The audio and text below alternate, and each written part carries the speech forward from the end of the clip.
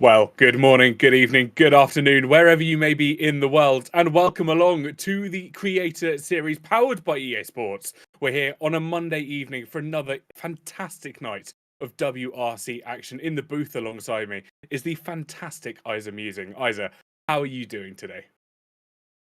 Wonderful. I can't wait for this. Rally Japan, one of my favorites, and it's just the quintessential rally on tarmac, isn't it? Yeah, exactly that. Of course, coming back into the calendar in real life in 2022, providing some fantastic action with the Hyundais, the Toyotas, of course, the home of Toyota. So fantastic for them to win the event last year. But we've got 7 fantastic creators in the background ready to go rallying, and it's going to be so exciting, especially after what we saw last week.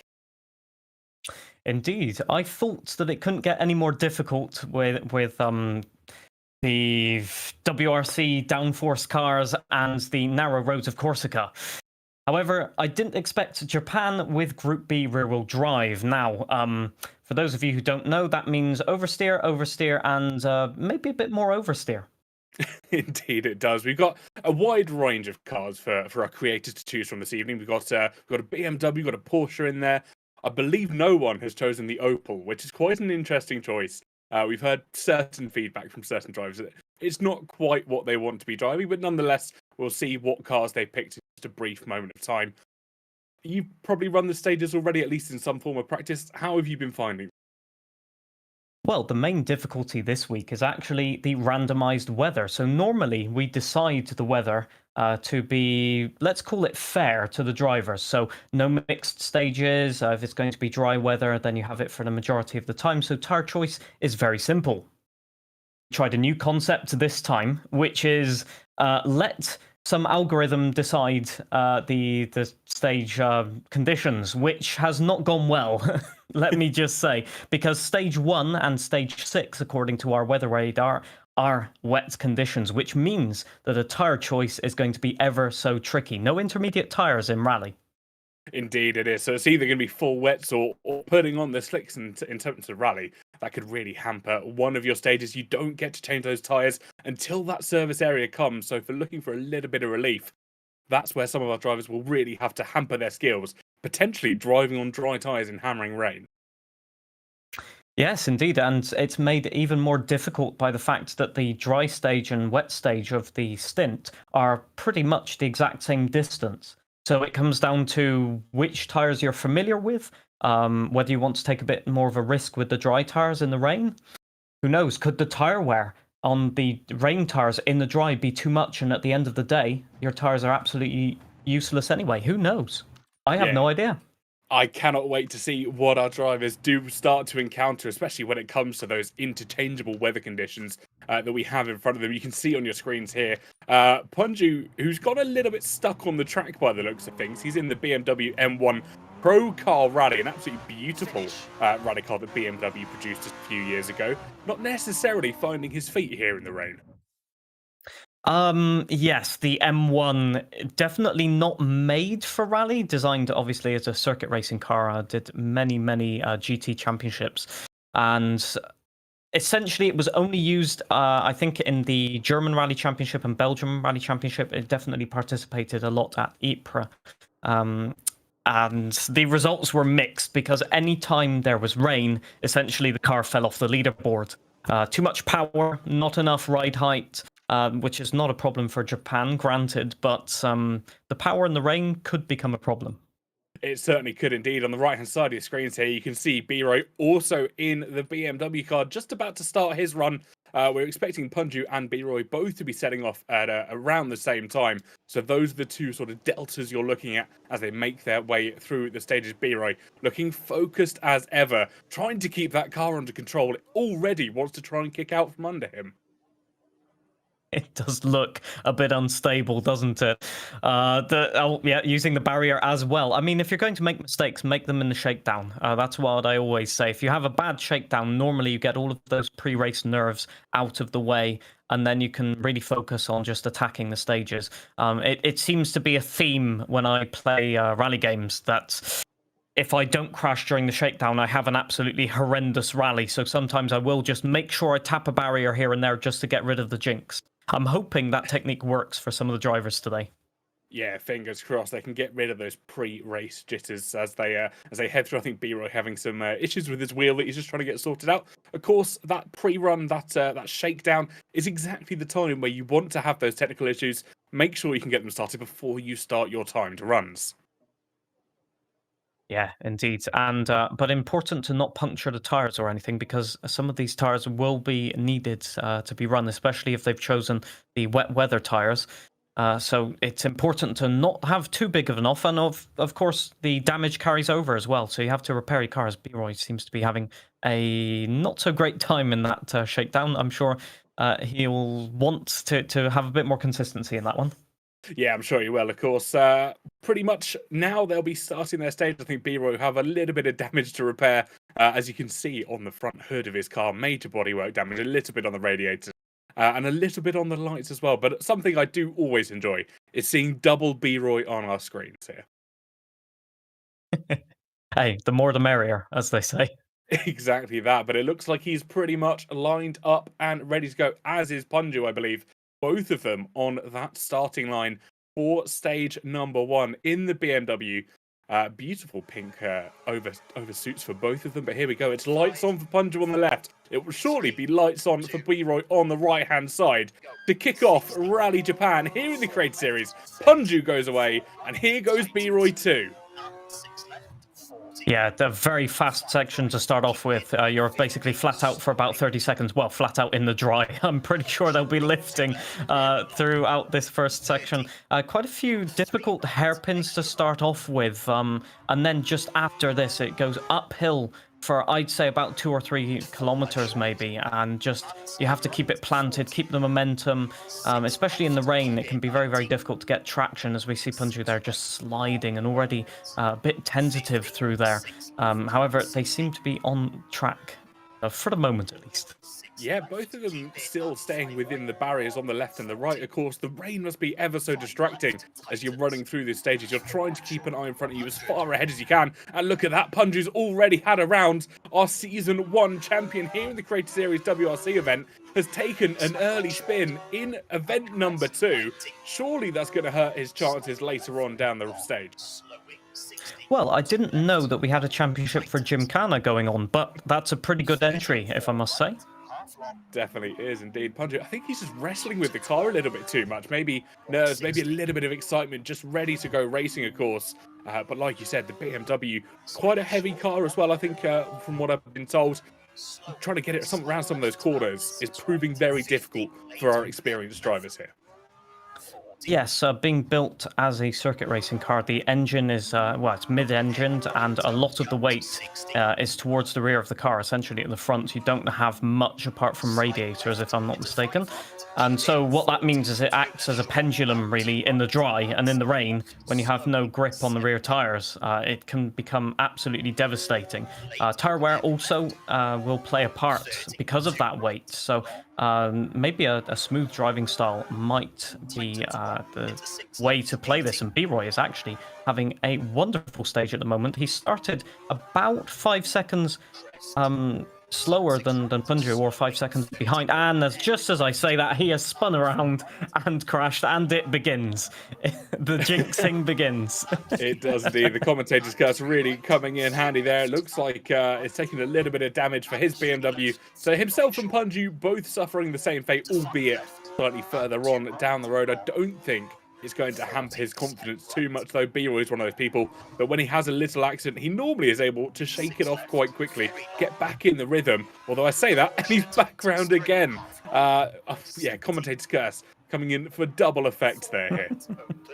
A huge hit on the rear for Punju as well. I hope he hasn't got a puncture from that, but it was a massive, massive whack of the barrier. And I think it might not have been the barrier, but a post, and then hitting the barrier once again.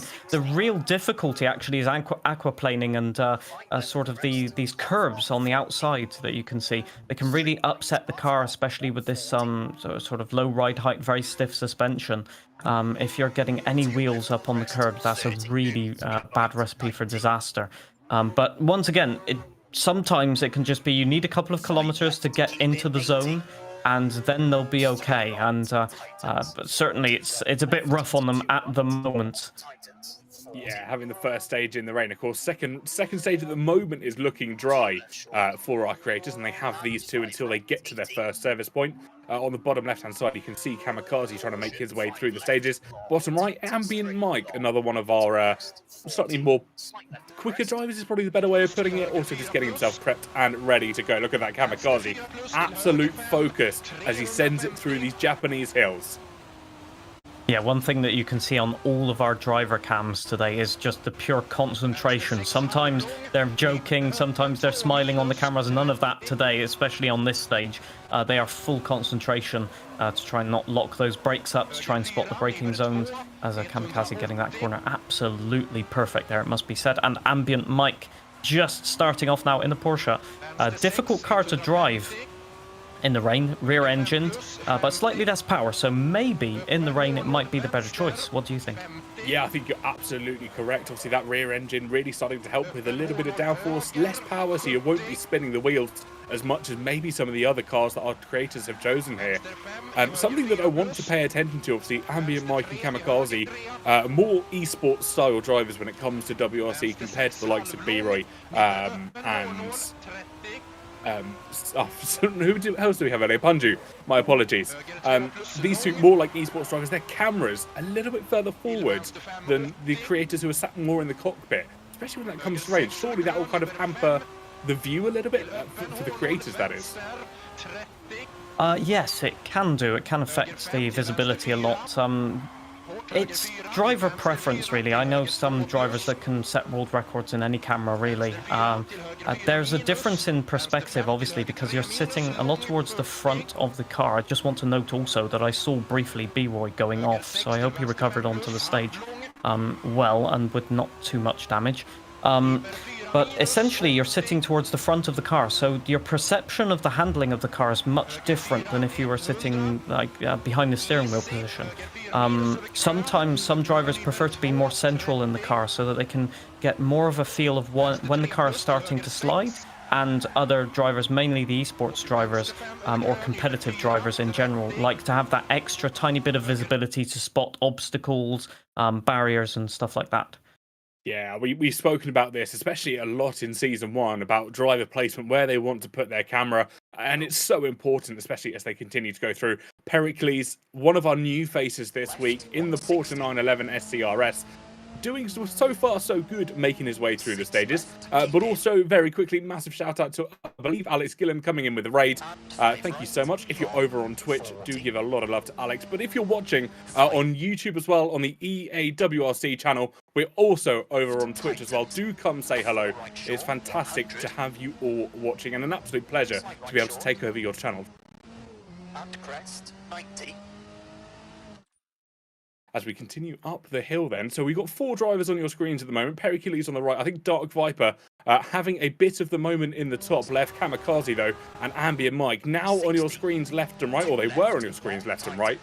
Dark Viper now taking up the left-hand side, who's managed to come back from their earlier pause. Pericles making their way through as well. But here we go. Dark Viper in the beautiful Lancia Eve. I believe one of only a few drivers taking it for this stage when it comes to our creators, on a Formula-style rim, and that is slightly different from what the majority of our racers are choosing this afternoon. Most will go with the traditional circle wheel. However, Dark Viper choosing to stick with his Formula rim that he's well versed to in the F1 Creator Series, but nonetheless managing to navigate through the hills rather well here. Up the hill he goes as he crosses just under halfway through the stage.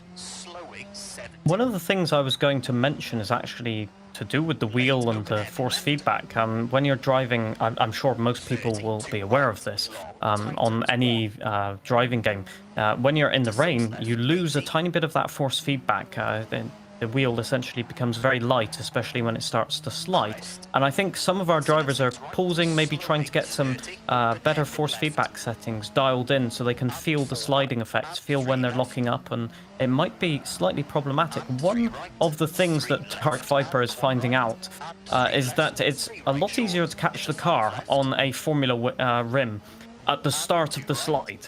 If you go past 360 degrees, it might be a bit more difficult, but essentially you can react slightly quicker because that wheel rim is slightly smaller. It's one of the compromises that you have to think of when you're choosing which rim you want to use, but obviously the Formula rim, it would be interesting to see someone use that in real life for rally. Yeah, I'd love to see someone try and attempt it at least once. Maybe not the best for some of the professional rally drivers out there, of course, but on the WRC game, some of our creators have really started to master. I know Patterson, when he first started out in the WRC in Season 1, he managed to hold on. I think B-Roy also rocking the Formula wheel here, but Punju definitely on a more traditional rally style wheel. Both of them, I believe, now on stage 2 for themselves, successfully navigating stage 1. Oh, that's a massive hit though for Punju. First right, then left into the cliff. Surely there's going to be significant damage on that BMW. Well, we had a brief glimpse there of both drivers driving exactly the same corners there. It's very, very tricky, these corners, because if you hit essentially the wall, sometimes it can flip you over onto the roof and possibly over that barrier. Also to note is that that barrier is not continuous. Some of the corners have just an absence of barrier, as you can see right there for Punju. So if you're going to get your cornering wrong, you need to choose when and where very carefully. One of the things I think they might be struggling with here is I think they chose the rain tires for the start, because looking at the amount of oversteer they have, I think they are just cooking their tires right now. One thing to mention is that the slick tires, the dry tires, do have slight grooves on them, but they really don't have enough for wet weather driving. However, the rain tires are really, really grooved, but they will overheat massively, a bit like a Formula 1 tire would do in the same conditions. Yeah, it'll be interesting to see if any of our drivers did choose the dry tyre going in for stage 1. Of course, both 1 and 2 equally distant in length. So there's not much debate as to whether one stage is longer than the other. That's where a lot of the bias would come towards one tyre or another. But as you see, B-Roy mounting the curb on the left-hand side. Sorry, not the curb, the hill on the left-hand side. Just managing to squeeze his way through. But I think there's definitely heat in both sides. But look at that. Punju was in a tree. I think that was on the far left-hand side. It was indeed. Didn't quite make the corner. What do you reckon happened there, Isa? From what I'm seeing for both drivers, Punju and B-Roy, effectively snap oversteer on the rear tires, which is leading to them overcorrecting essentially. So they correct the slide, but the problem is that causes momentum to slide to the other side and then correcting, and it just gets worse and worse basically. Like you're on a bicycle and you wobble the handlebars and then you lose control of the handlebars and you're trying to correct it, but you just can't.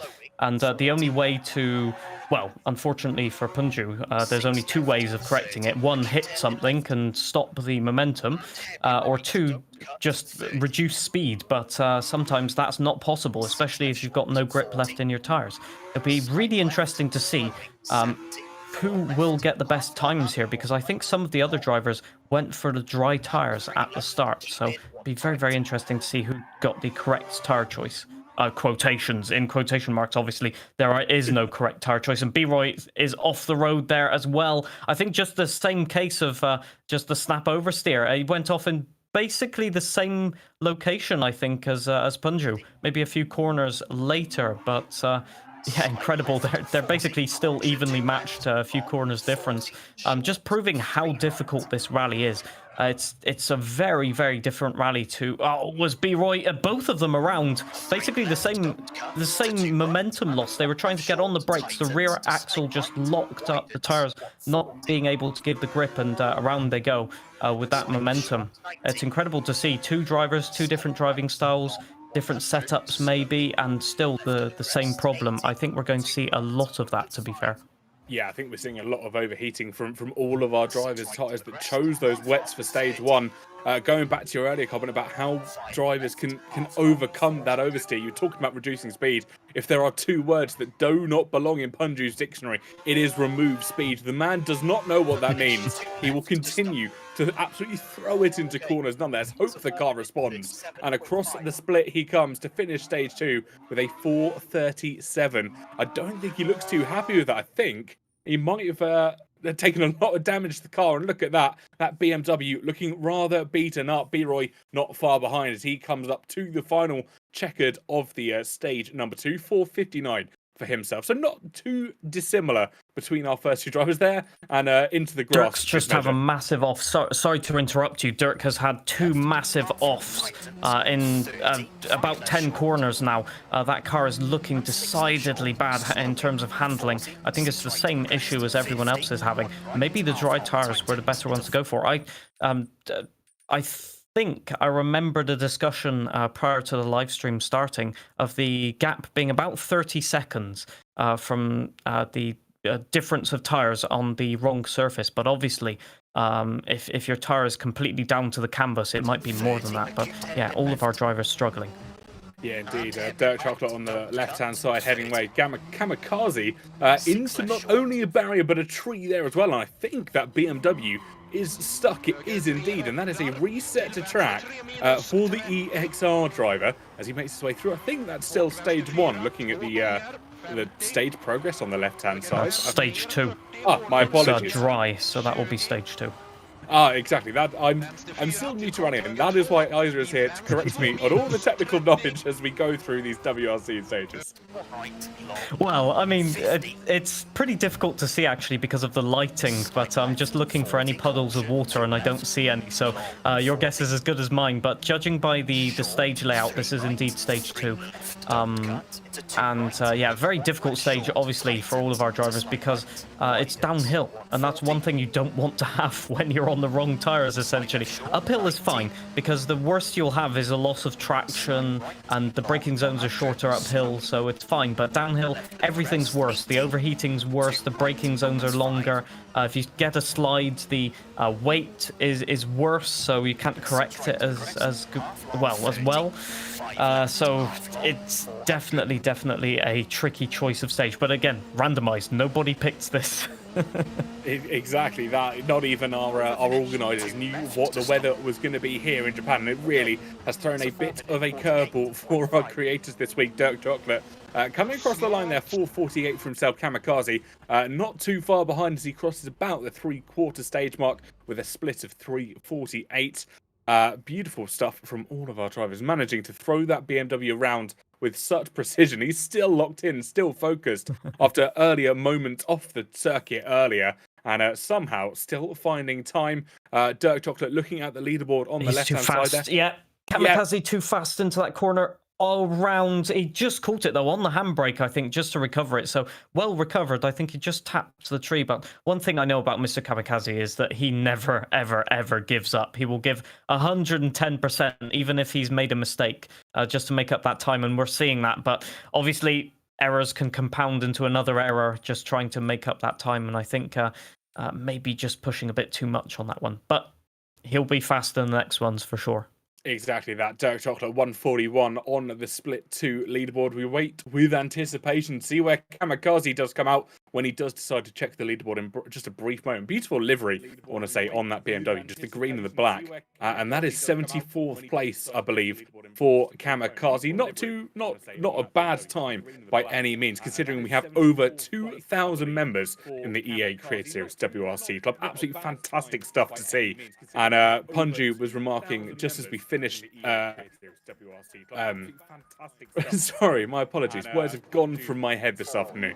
As we finished season 1 here of the WRC Creator Series, it was beautiful stuff. And now we're over 2,000 members. You'd love to see it. The growth has been exponential.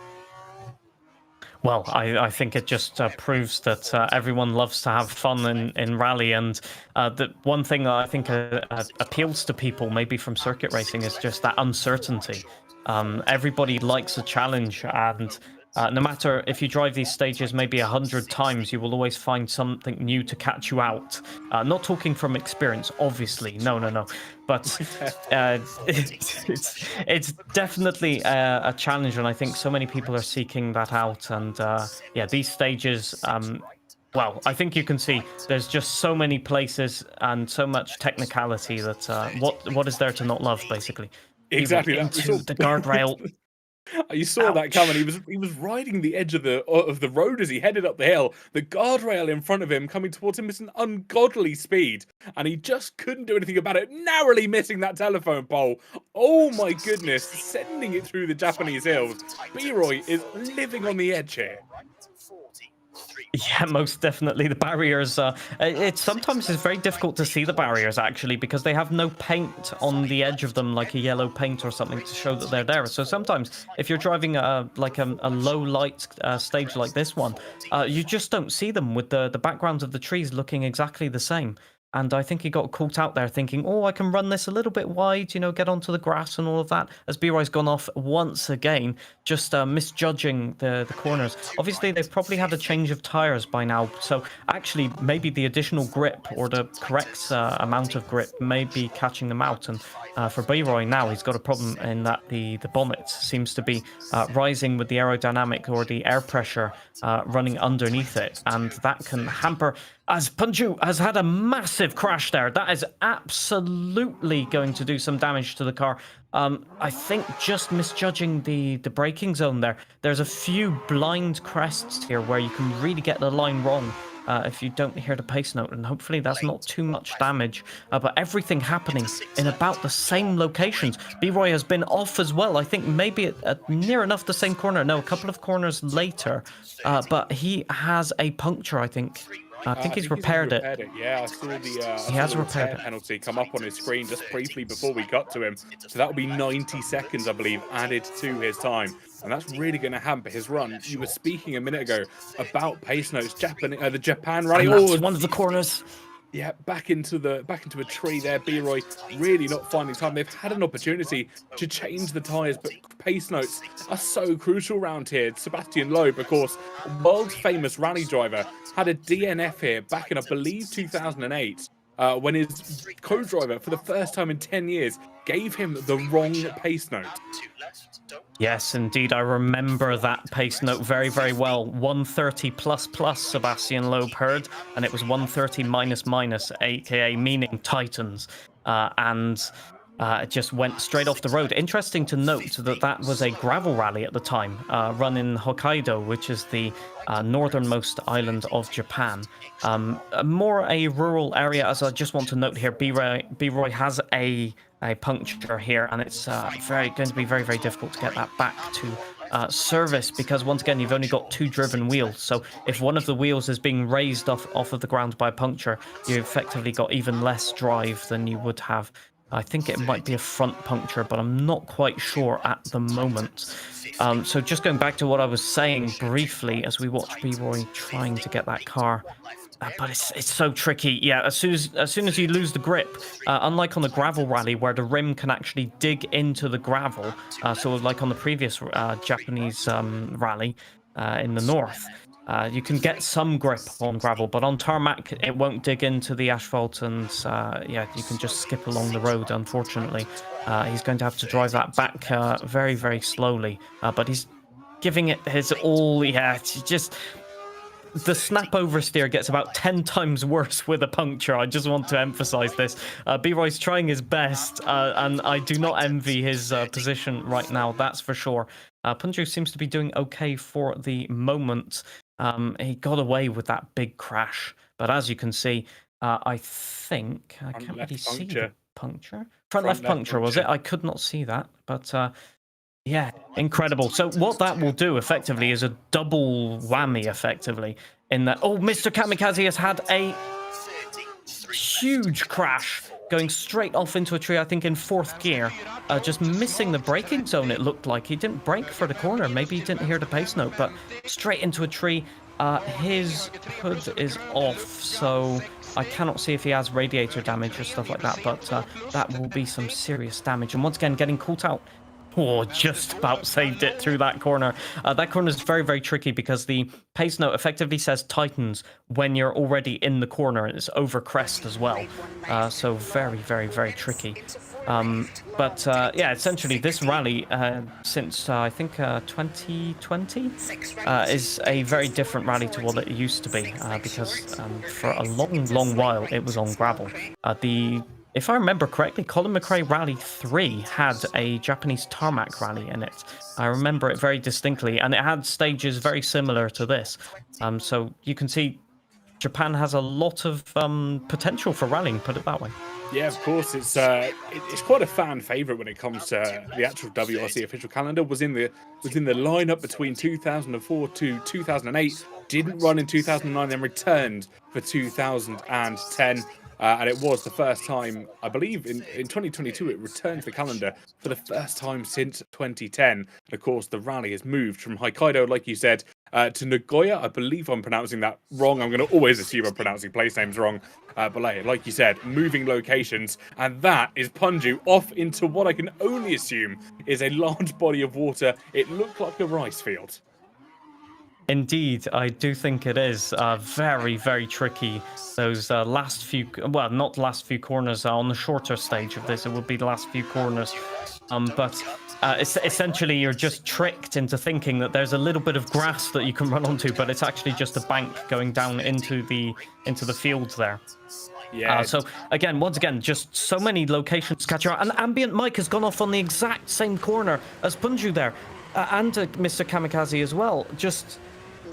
I can't believe it. That pace note catching out everybody. I can guarantee you, Kamikaze and Ambient Mike know about that pace note, but it's so difficult to remember it when you're trying to be competitive, trying to push the limit.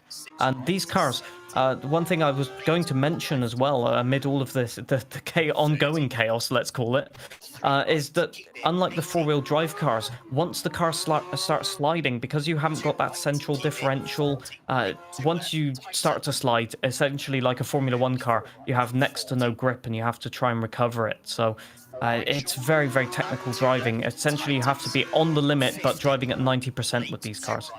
Yeah, I knew the stage was going to be technical when I saw some of our esports drivers not necessarily complaining about the stages, but being worried about the stages. And then I was like, okay, our creators are probably going to be struggling here as we see Punju once again facing the wrong way and reaching towards the cliff. He has beached the car. Reset. That's 5 seconds added. It was first into the hill on the right-hand side, tried to correct it, and over the edge of the cliff, very similar to the old school movie The Italian Job, if you remember that, when the bus was left dangling over the side of the cliff. Punju in that BMW M1 equally dangling for his life. Fortunately, able to recover it and keep it going. But just want to hop to B-Roy very briefly, of course. He's got that puncture. He has to nurse it to the next service station, which I believe is not until the end of two of the longest stages on this rally. Yes, you couldn't have said it any better. I think for B-Roy, this is going to be a very, very long... oh, God, it just gets worse, doesn't it? It's going to be a very, very long way back to the service there. I think he might actually have two punctures at this point because that car just has no grip whatsoever. It's so... frustrating from a spectator's point of view to see a driver in this situation. You want to, help them out, give them an extra tire from your car, But it's one of the dangers of tarmac rally. Exactly that. Exactly that. It must be horrible standing on the sidelines watching the cars go past with such damage into the barrier. Once again is Punju. I wonder if his car has damage as well. Of course, camera slightly blocking where those messages would come up, especially for a puncture as he makes his way through the hills. But there's definitely got to be some damage there for Punju. Either that or the car is not set up right for the dry conditions we currently find ourselves in. Yeah, I think one of the setup definitely is one of the problems. I think also the other problem that drivers are getting caught out with is when they run over the grass or gravel or even over the curb or anything that's got a bit of dirt on it, basically. I do think that the tire picks up a certain amount of dirt and reduces the grip so that when they get going again, they try and find the grip and it still isn't there. And then they make another mistake and then the next corner, another mistake. And they need to, a bit like in circuit racing, go a few corners just to get the gravel and grass off of the tires. Yeah, exactly. You've got to, and not only get the grass, the gravel off the tyres, but you've also got to clear your mind a little bit. Get yourself out of that framework of I'm going to make a mistake as they continue through the course. These are two of the longest stages on this rally, both 20, I believe 20 kilometers as we run through the hills of Japan. So B-Roy, as he runs through about halfway, I think he's still got about 30 kilometers to navigate without a spare wheel. This is going to feel like an absolute eternity for him in that BMW. No radio, of course, for him to listen to, which would normally be so pleasant running through this beautiful bit of scenery here. But we watch on board with Ambient Mike on the left, Kamikaze on the right now. These two using all of the course available to them as they run through. As we sit between a few drivers. But yeah, Ambient Mike and Kamikaze managing to navigate through so well. Well, to be fair to production there, we have no idea which driver is going to make a mistake next. So I can appreciate the fact that we're switching between the drivers. Exactly that. It is chaos left, right, and centre for some of our drivers. Even the esports drivers are making mistakes here on the Japan Rally, and that is when you know that carnage is imminent. Yeah, indeed. It's just such a difficult rally, as you can see. You've got so many leaves on the ground and elements that can catch you out, obstacles next to the road. About a minute ago now, Ambient Mike was a few centimeters away from disaster with rocks on the outside of a flat-out left-hander going into that small village section that you just saw. And this is it's one of my favorite rallies for that matter, is that it might be tarmac, but it's ever so technical. You have the impression that you're driving rally Greece, basically. Yeah, it's so narrow. It seems so narrow as you're running through the hills. This is a very Monaco-esque rally stage if we want to make that comparison to circuit racing. There is no room for error left, right, or centre. You see Dark Viper just having a little bit of a love tap with the wall on the right-hand side, managing to still navigate through. He always has a positive outlook on these WRC stages, no matter if he's facing the wrong way or not. He always seems to have a smile on his face, and that's what we absolutely love about Viper here in the WRC events. And once again, the main objective here is that everybody has a smile on their face. It might be difficult for some drivers at the moment, but I'm sure they'll look back with fond memories on all of this, because it's such a unique opportunity to drive effectively live in front of cameras, because the experience is very, very different to the usual rally experience, where you're just you and your audience potentially, and just throwing it as fast as you can through the corners, whereas now you've got one opportunity only, and all of that extra pressure. It does change your driving style. It changes the way you think about things. It increases the emotion of either success or indeed mishaps and maybe even regret of pushing a bit too hard. So yeah, definitely. I'm sure that once they get a new set of tires on the car, and indeed a few repairs at the end of these stages, they'll be flat out again for some of them, especially for B-Roy. I'm absolutely behind B-Roy at the moment, and hoping that he can get to the end of these stages.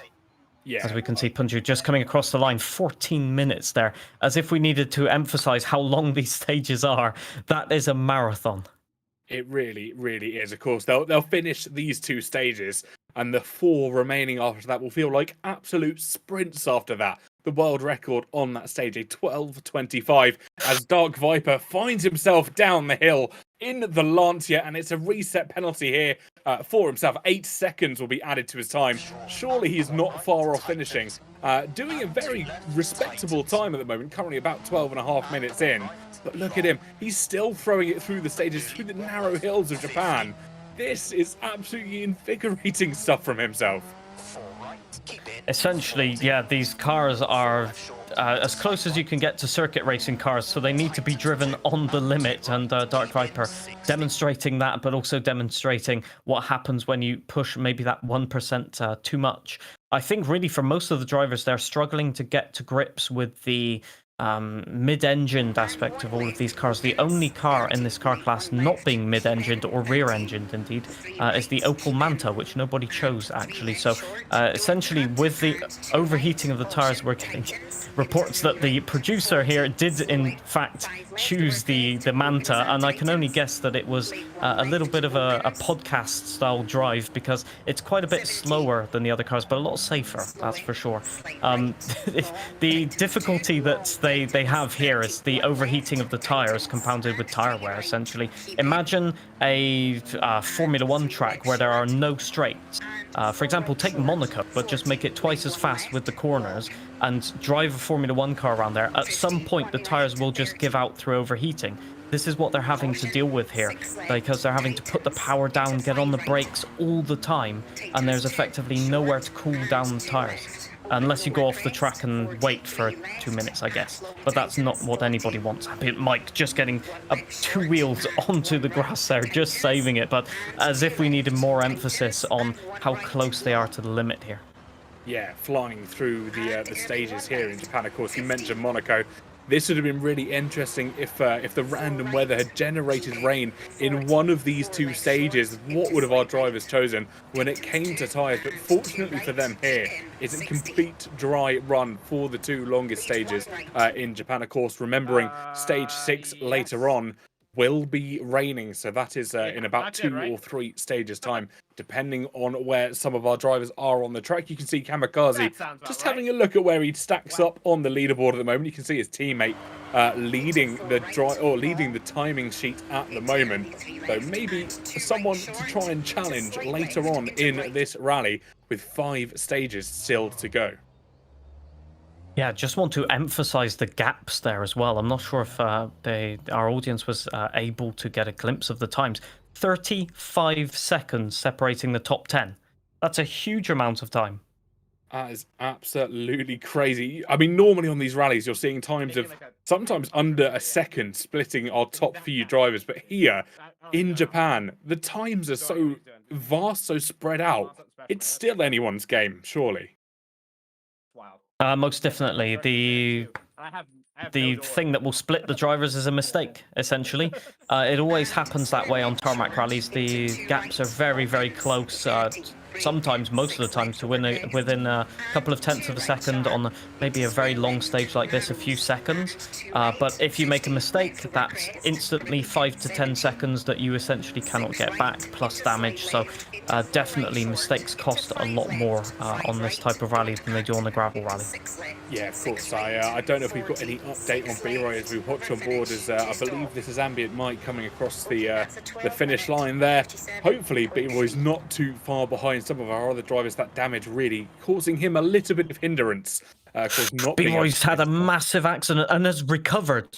My gosh, what a recovery. Well, it was a good recovery just before he's hit the post there. Essentially going up on the bank and, well, doing a corkscrew in the air effectively and landing back on his wheels and carrying on the road. And you just saw the aftermath of that incident, unfortunately hitting a pole. But essentially that would have been my award for best recovery in, well, best Gymkhana moment of this live stream so far. Yeah, I want to try and keep on board with B-Roy's POV here if we're able to. Just watch his reaction if he hasn't realised there's not a service coming up at the end of this stage. I have a feeling there will be a hands in the air moment for the Florida man. On the left-hand side of your screens here, Punju just about to start. I think we've got someone in for a quick chat. Let's have a quick look who's come to say hello. It is Ambient Mike. Mike, how are you doing? Not too bad. Having a interesting start to the rally. Having a little bit of throttle issues, which is not exactly the greatest combo with Group B, but it's going all right. Just trying to get into a rhythm and not overpush the tires too much. Of course. And I thought the saying was, if in doubt, flat out. Unfortunately, that is the saying, and that's because my throttle pedal is occasionally sticking at 100%, so it is. I'm taking it quite literally. I think at this point, that's not good. Pedal pressed down. Yeah, thankfully, I'm used to it being sketchy, but yeah, not exactly ideal with this class of car. So what techniques are you using to try and counteract that? Is there anything you can do when the throttle does stick open to sort of recover the car or get through the next corner?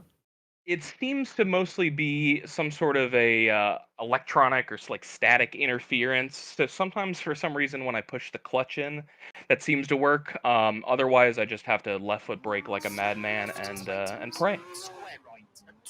So that explains essentially why we're, well, just a good timing, I guess, or bad timing with the replay of the crash there. Very ironic right there. Was that one of those instances where the throttle got stuck open, or was that just a case of the pace note sort of not saying that the corner tightens over the crest? That's one that I wish I could blame on the mechanical issues, but that unfortunately was just a little bit of a lapse in judgment. Thankfully, that I think was the worst of my troubles in this stage, aside from a few slides here and there. Pace looks solid, I must say, so that's positive. I hope you can fix your issue at least. Much appreciate. We'll see how it goes. So, thanks, gents. Amazing stuff. Thank you. Wow, that was always a pleasure to have a quick chat with Mike. I wonder if we're able. I'm going to try and drag B-Roy in very, very quickly. Just see if we can get himself in for a chat. B-Roy, first of all, what happened there? We saw multiple punctures. One that I'm sure you got repaired. Were you not carrying a second tire there? Oh. Not at all. Sorry, Oh, my God. button is bound wrong. No. I think I honestly set the record for the longest Creator Series stage in history. I think that might have been my worst run I've ever had in my life. What was the final time, if you don't mind me asking? Would you like to take a guess before I say it? So Punji finished about Ooh. 14. I'm going to guess over 20 minutes. You'd be right. I was going to guess 16. Oh, what? Over Oh. 20? Oh, no. Oh, no.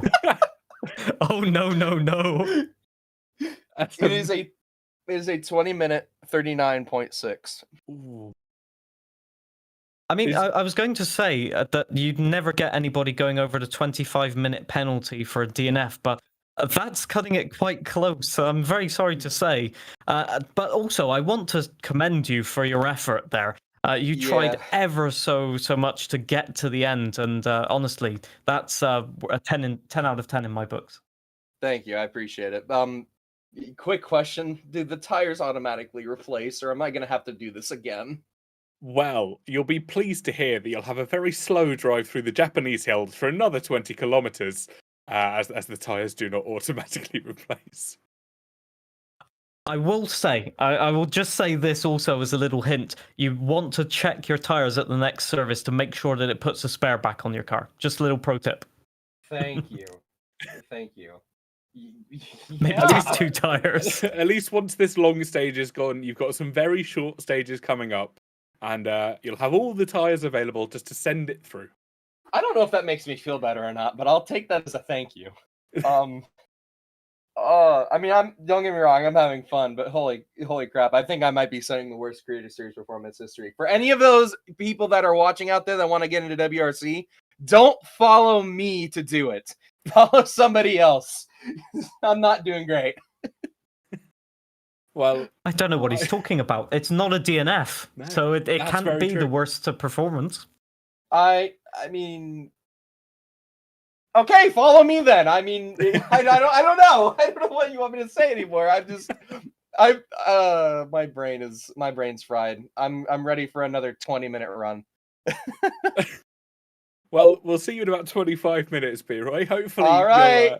hopefully Enjoy you'll the complete the stage show. before the broadcast ends. Oh yeah, I don't know if that's gonna happen, but I'll make it entertaining for you. Exactly, and things we love to see, mate. Thank you so much for coming and Cheers. chatting, and best of luck, mate. Cheers. So at what point do we see B-Roy change his stream title to just chatting for a podcast during the stage? I must admit, I don't... Get some great views of the Japanese hills. What's not to love here? I mean, just come here to sightsee. Look at the hills, the rolling hills from Punju's car. People would pay to see that. I must admit, when I was watching Rally Japan, when the real-life rally was ongoing, I was thinking, these scenes are absolutely picturesque throughout the hills and all of that. Obviously, the region where this is held is quite a famous region for some slightly dubious street racing, let's call it, which is immortalized in certain series as well that you can find on the internet.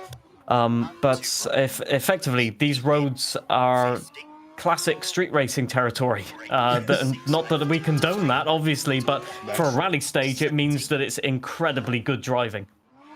I mean, yeah, absolutely fantastic stuff. Things you love to see when it comes to throwing some very high horsepower cars through very narrow streets. And as much as this is a properly licensed event, I do admit you enjoy the spectacle of watching very fast cars go through very narrow streets. Most definitely. And I think the main thing for this rally as well is that it hones your talents and skills as a driver, because effectively you have to be very reactive to what the car is doing, reactive to the stage as well. It trains a lot of like chaining corners together. One of the things that you learn at a rally school, for example, is how to get the best line multiple corners into it.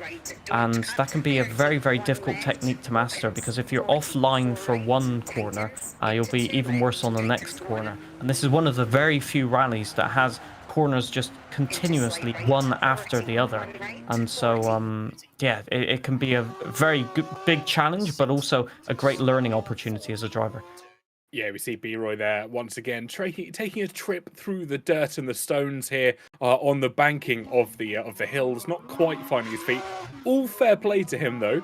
He is sending it with undue regard for his own personal safety, throwing that car into every single corner at the highest speed it will possibly go, albeit taking some unusual lines through this rally. Examining the foliage, we've got to take all of the aspects into the stream. We've got to get all of the wildlife documented, the foliage, the trees. Got to find all of that extra quality that you find in Japan. Of course, call him Dr. B-Roy. He's searching for new and endangered species in the Japanese hills. Unfortunately, at the moment, his time is not one to be desired. But on the left-hand side of your screen, Punju still throwing the car through. Little love tap on the rear left, but that has actually helped him get the car rotated and across the bridge. Look at this, how tight it is from left to right. There is no room for error there as they cross the river. One thing that might be ominous, however, is radiator damage. So Punju might not be out of the woods with this one, because he's got a long way to go on this rally, and it can be just a spiral out of control of damage, effectively. I think he also might have a... No, I don't think he has a puncture, but the car looked as if it was handling quite weirdly. Maybe a bit of damage on the suspension, something like that. Very, very tricky to tell sometimes with the amount of cornering being done. Yeah, potentially some steering, maybe some suspension damage as well. That could... those really start to add up in the latter stages when you have to prioritize what parts of the car you're going to repair at the limited service opportunities that you have. I've seen some drivers sometimes prioritize bodywork repairs just so they don't have the bonnet flapping and flying in their face as they are sending these cars through the stages, and it really is questionable, or kind of it's an insight into a driver's mentality, as it's another smash into the side for Punju. But going back to my earlier comments very quickly, it's an insight into the driver's mind as to what they repair and when. Indeed, indeed. One of the things that might incite drivers to, as B-Roy's trying to look out the rear of the car, a bit like any supercar in production, there's nothing to be seen back there. Yes. You cannot see out of the rear of the car, and he's just collided with the barrier as well. The barrier in exactly the wrong place there, and I think doing the correct thing, resetting to track just to get everything back in one piece. It's just so tricky sometimes to just keep a cool head, but B-Roy had a smile on his face, essentially, and that's the main thing. Not looking at the road in front of him, though, as he mounts the hill on the left-hand side, barrel rolls the car. I think he was quite briefly reading chat for a moment there, albeit a smile was on his face And a rather and again off four barrel rolls for the Floridian man. Well, the commitment is just I don't know what to say anymore about the commitment. This is incredible. Just not letting it get to him, just keeping on going, and essentially just well, playing survival mode up to a certain point. One thing about the damage, actually, you mentioned about bodywork damage. I think it's been a case for a while now that the bodywork actually preserves the rest of the car, a bit like in real life, from damage to more vital components. So actually repairing the bodywork in some instances can save you from quite a bit of damage if you're only having slight taps of barriers and stuff like that. So it can be a strategic play. Also, the bodywork repairs the aerodynamics as well. So if you're on a very fast rally, it's one of the things that you actually do want to consider repairing. As all drivers are spinning off at this point, B-Roy on his roof, Punju on not on his roof. I thought he was. It looked like he was briefly, but incredible stuff. Just the technicality of this rally catching out everybody today. Yeah, I think B-Roy is definitely considering a recovery to the next stage. I think he's going to go for it. I can see it on my left-hand monitor. I think that is almost certainly a recovery for B-Roy, but on your screens here at the moment, Punju sending it through the hills at the moment, navigating very well. I'm sure he's got some sort of damage on his car. B-Roy has indeed taken, I believe, like you said, a 25-minute penalty was that. Yes, I think what might have happened there is a second puncture. And if that is true, then there was no way of getting that car to the end anyway, because at that point you have no grip, no traction, nothing that you can do. Dark Viper off as well into a tree, and radiator damage for Dark Viper. Basically everybody has had at least a major incident at the moment. I haven't seen anything quite like this since Greece of last season, effectively. I remember that quite vigorously. Should we pull B-Roy in for another quick chat, just a couple of minutes, just to see his thoughts on that second long stage? I can imagine his thoughts. Let's have a quick chat with him. B-Roy, apologies firstly for bringing you in so quickly once again. We saw you reset or recover to the end of the stage. What was going through your mind there? Was the track or was the stage just too much for you this time? I may have flipped 10 times. I'm not joking when I say this. And the game got so fed up when I went to go reset. I pressed the pause button. It says reset to next day. So even the game is tired of me. Oh wow! I have not seen that one yet. That's incredible. Yeah. It said quit, resume, or reset to next day. Was this when you were on your roof? Yes. No. I tried to no avail, but it wasn't meant to be. I don't understand how I'm so good at flipping these cars, but you know what? I'm gonna start selling a class on it, and if anybody wants to learn, I mean, it's profit. You know what I mean? Start an online course. What should the price be, boys? $25? Spare tires for your car. You pay one and you get the entire course. Yeah, exactly. I'm still having fun though. I'm having fun with it. I'm okay with losing as much as I have. I kind of figured that I wasn't gonna make it through, but my God, 10 flips and I think it was what, 2 splits, 2 stages, or no, 2 splits. Yeah, is pretty horrendous. Yeah, it was a rather unfortunate one, but we'll let you get back to getting prepped and ready for the next stages. Thank you again for coming and having a quick chat with us. Thanks, guys. I'll try not to DNF anymore. I promise. Best of luck. I'll try. Dude. Best of luck. Thanks. It's always nice to speak to B-Roy. Always so positive, even though, like we saw, he had to recover to the very next day. Of course, 4 stages remaining in front of some of our drivers. Just a quick recap. Whilst we were chatting to B-Roy, Punju did indeed complete the stage, didn't quite catch the time. After a couple of spins and heavy hits for himself, we can see on your screens at the moment, Ambi and Mike on the left, Dark Viper on the right. Both of them are just making their way through stage number 4 here. just to complete the halfway stage of this rally. So far, so good for pretty much all of our drivers, Isaac. Yes, you can definitely see the commitment from both of the drivers here, just taking, well, basically 4th and 5th gear into most of these corners. It can go wrong ever so quickly, but I will say that we've had a few mistakes, and Dark Viper making a mistake there. I won't take responsibility for that one, for once. But essentially, I have to give credit to every single driver here for essentially pushing through and just keeping a level head, basically, and just saying, okay, I made a mistake, but let's just go for it. Because I think, Dark Viper's the wrong side of the barrier there. That's an interesting one. So you can see the road, but the barrier is preventing you from getting onto the road. A frustrating penalty, that's for sure. I think Ambient Mike has actually been for a spin there, actually, off camera. But he was in 1st gear on the corner where he should be in 3rd gear, so that's an interesting one. The tyres, obviously, after, I think, about 40 kilometers, not the best anymore. But here he goes across the line. And we do have the time, about 13 minutes. So better than the previous stage, if I remember correctly. Yeah, very good from himself. I think we're going to be able to pull Punju in for a very quick chat. Punju, welcome in to the commentary box. Hope you're doing well. How have you found the first 4 stages? You managed to make it through the 220-kilometer beasts of this Japan rally. Making it through is a bit of an overstatement, if I'm going to be honest with you. I struggled super hard through it. I got through one corner of the second long one and punctured my tire. So that was a good day. Thank you for reminding me, though. I just remembered that I need to make sure I change my tires.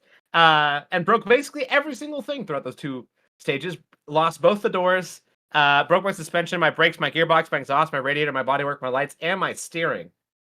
But at least you're still going.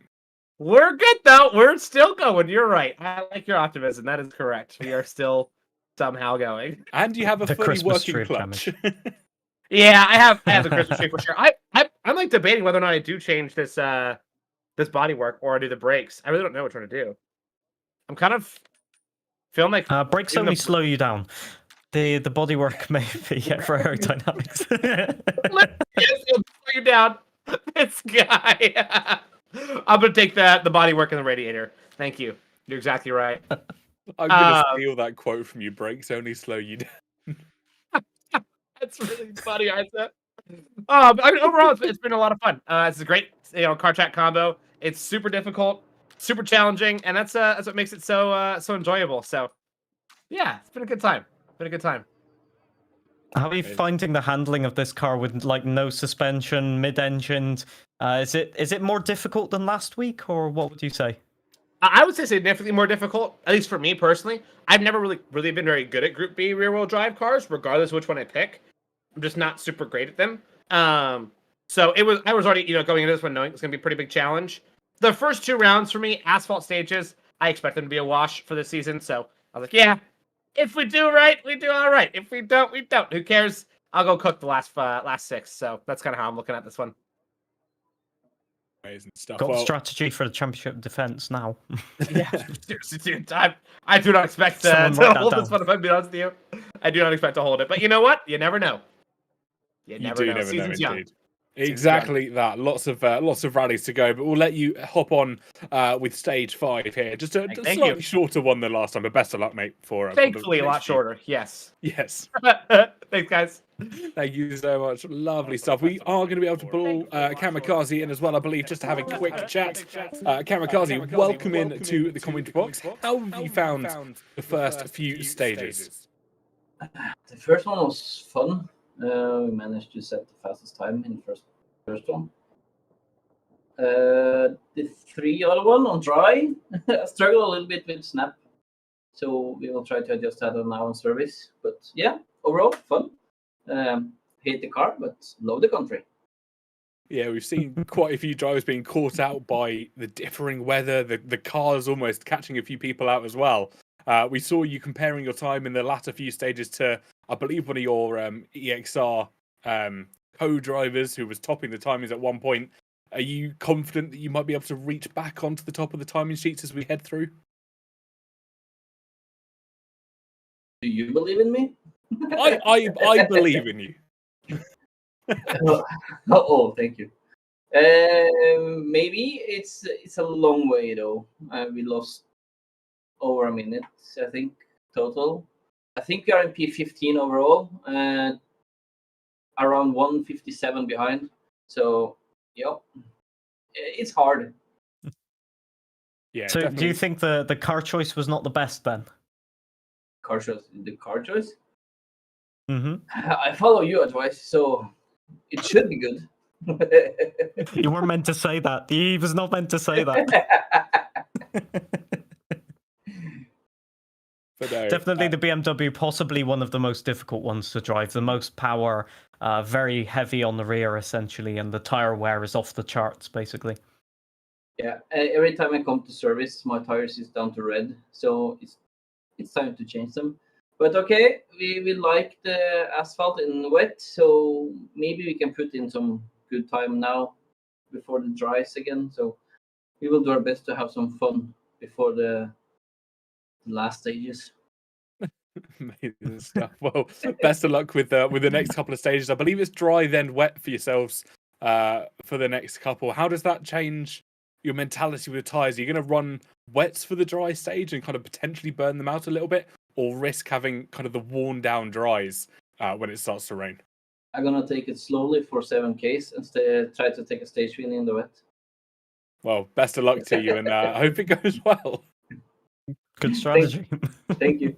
Amazing stuff. Thank you, Kamikaze. Absolutely fantastic course. As we just said, it's a dry stage now, followed by a wet stage, considerably shorter than the last two have been. Drivers now in the dry track. Do you reckon majority will be wanting wet weather tyres here? Depends what tires they have left, actually. I'm not sure of the tire allocation, but I think they only get allocated one set of wet tires. So if they use them maybe at the start, they might not have another set left. It certainly looks like they're on dry tires. Although they're tapping the barriers a little bit, they're carrying quite a bit of apex speed, which I would not expect with the rain tires.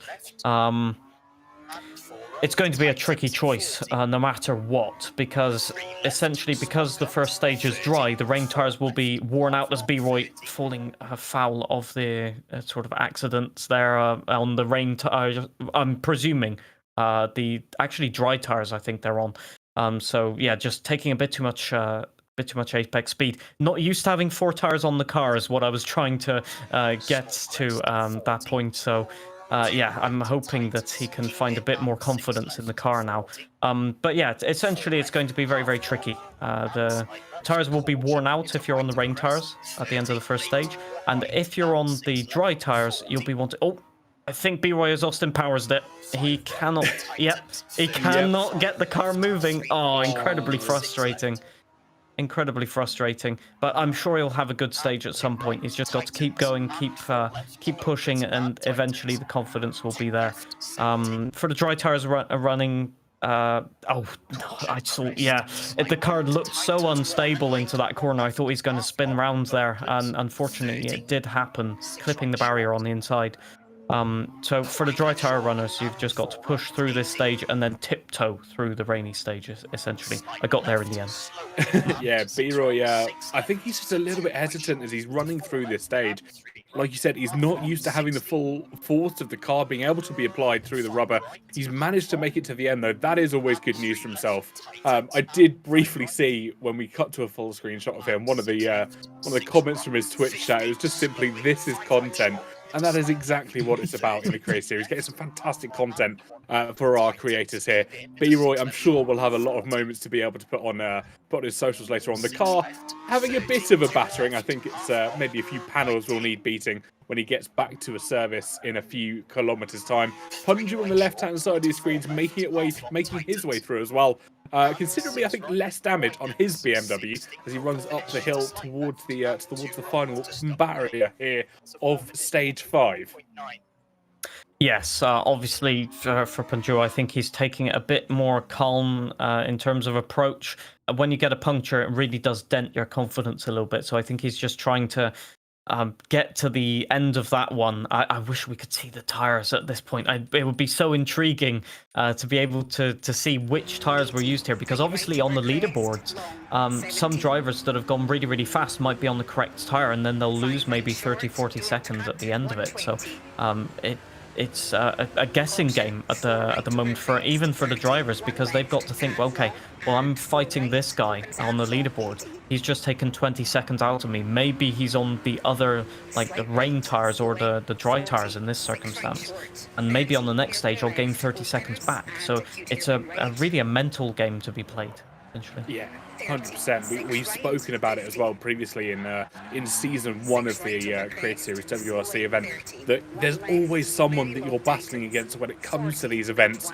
You might not be up in the top spots, but there's always someone you will be fighting when it comes to that final finishing position, and it's always fantastic to see.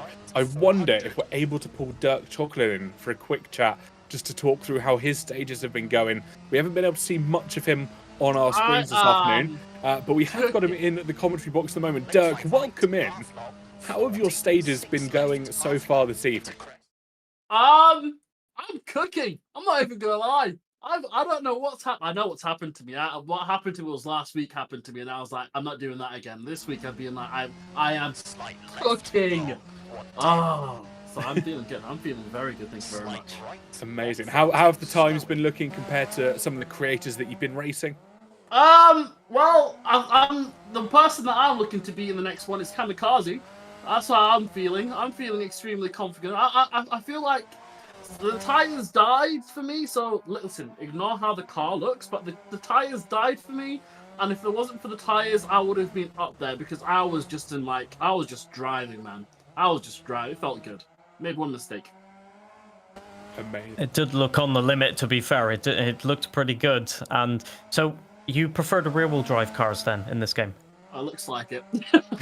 Looks like it. As soon as I've come here, I tweaked the setup a little bit. I made sure that I was comfortable. Like 2 hours before, I did some runs, and I've come in and I'm like, as long as I don't lose focus, I am like that. I am like I'm in my element, basically. I'm in my element with these cars. I'm happy. Amazing. Well, from the looks of it, other drivers are not very confident here. We're seeing plenty of mistakes, so I think maybe you might have the right strategy here of keep it calm and consistent for once. Calm and consistent, keep it on the circuit. Don't do what I did last week and just understeer off the circuit into the oblivion. I don't want to do that. That's one way of saying it. I've genuinely got PTSD from last week. I refuse to, if I feel any bit of understeer, I'm slamming on. I'm not doing it. It's a solid approach. Make sure the car gets to the end of the stage. Make sure that time ends up on the board.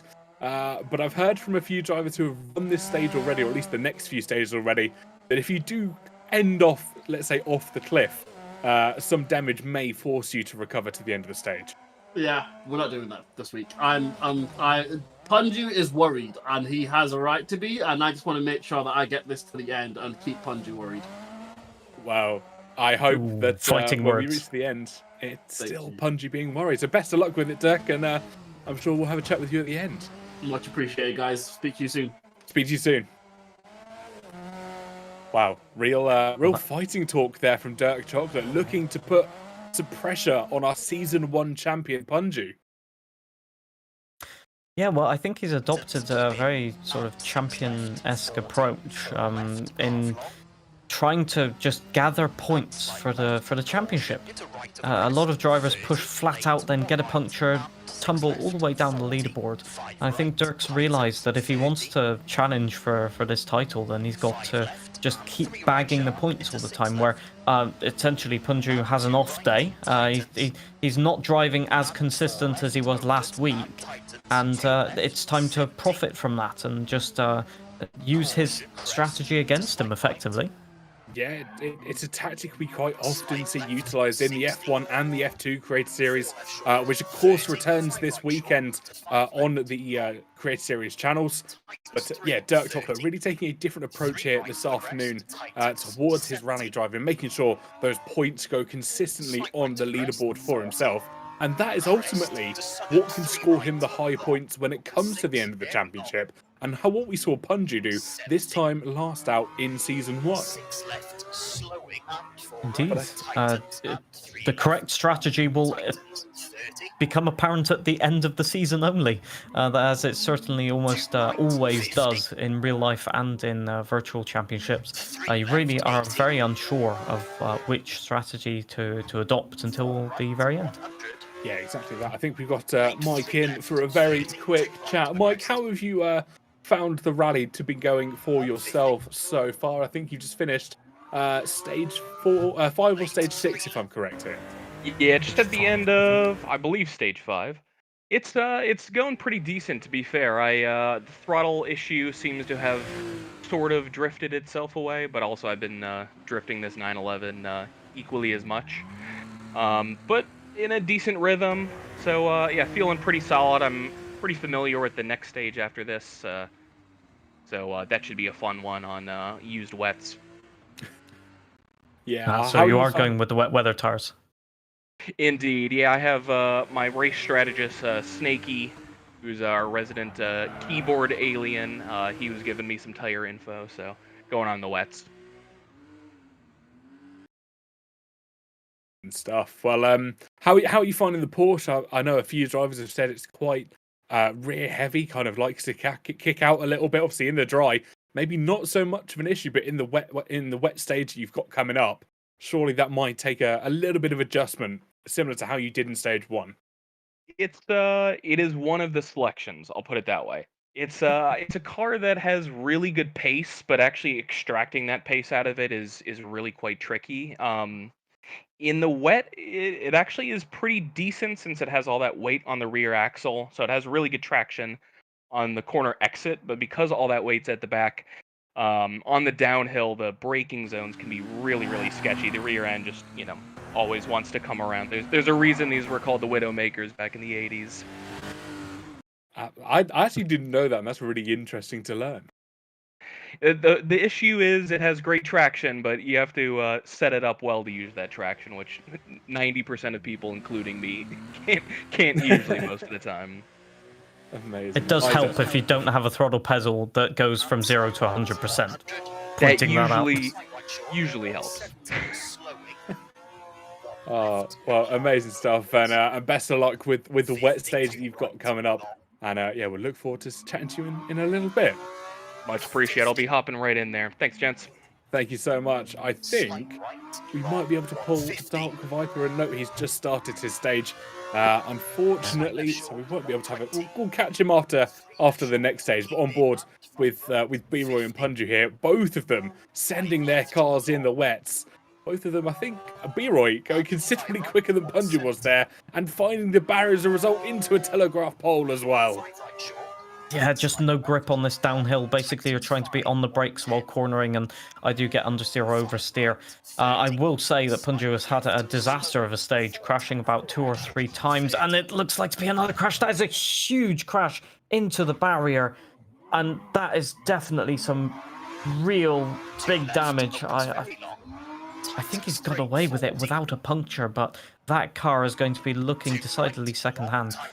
Definitely these cars were called Widowmakers for a reason. Most certainly, possibly some of the trickiest cars ever to drive in real life and in the game on the WRC calendar, that's for sure.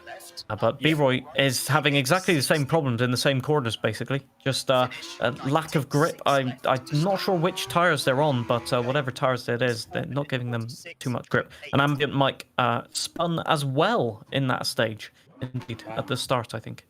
Yeah, Ambient Mike saying that he was going on used wets for this stage. Of course, maybe some of our drivers choosing the wets, but they've obviously used them in stage 1 as well. Maybe that is causing issues for some of our drivers. Yeah, 360 there for B-Roy as he came across the line. Now on board with Ambient Mike. I think about halfway through the stage at the moment. I think they're all very much thankful that it's a shorter stage than the behemoths that we've had previously in season 1. Well, you don't want to be doing 40 kilometers on the wrong tire, that's for sure. These tires are worn out after one very short stage in the dry if you're on the rain tires. So doing 20 kilometers in the dry would basically just mean you're down to the canvas on that tire, effectively, if you don't tiptoe through the stage. So I think, although the randomized weather threw a bit of a curveball twice, it could have been a lot more disastrous if we had a 20-kilometer stage on the wrong tires. But, I mean, the drivers won't be too fussed about that. They're getting caught out nonetheless. So, in their point of view, it's already disastrous. Yeah, I think a few drivers performing really well at the moment. We saw earlier with Dark Viper as he was checking his timings. I think he was kind of mid-30s. Compared to look at Punju, he's 85 at the moment. I might have read that completely wrong on the small screen, but I'm fairly sure Dark Viper's doing rather well. I just want to also point out that B-Roy might have a problem here. I don't think he can fix all of the damage. I'm not sure. Will it let him go out onto the stage? He's taking basically nearly maximum penalty. Well, 5 minutes, actually got away with that pretty good, but it was looking like he couldn't repair the car, and that is very close to not being able to finish the rally there. But that car is going to be second hand, to say the least. The times are, if you look at it, 87th, sorry, but 52 seconds. The gaps on this rally are just immense, even on short stages. It's quite shocking. But obviously, as Ambient Mike goes for a spin as well, so our specialists, let's call them esports drivers, or competitive drivers, maybe, in a broader sense of term.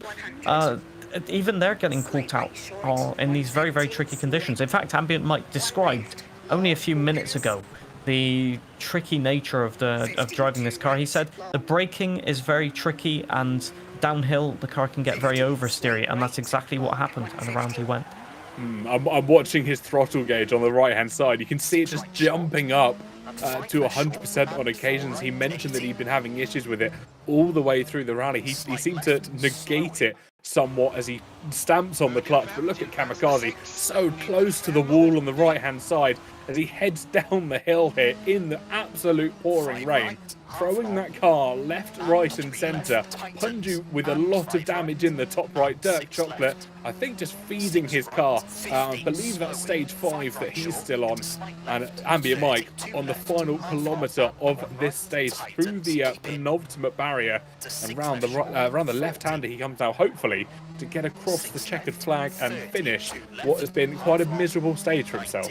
As he spins around again. Yeah, it spins again. Yeah, just the same thing. Just on the braking, and the rear engine nature of the car just spins it around. Kamikaze, into the barrier, but can he keep it? Yes, he can, across the line. He wanted to win this stage. Let's find out if he has. It looked like an incredibly committed drive, but we will have to wait and see as Ambient Mike across the line, not spinning out or hitting the barrier. But I think Ambient Mike, went faster on that stage than Kamikaze.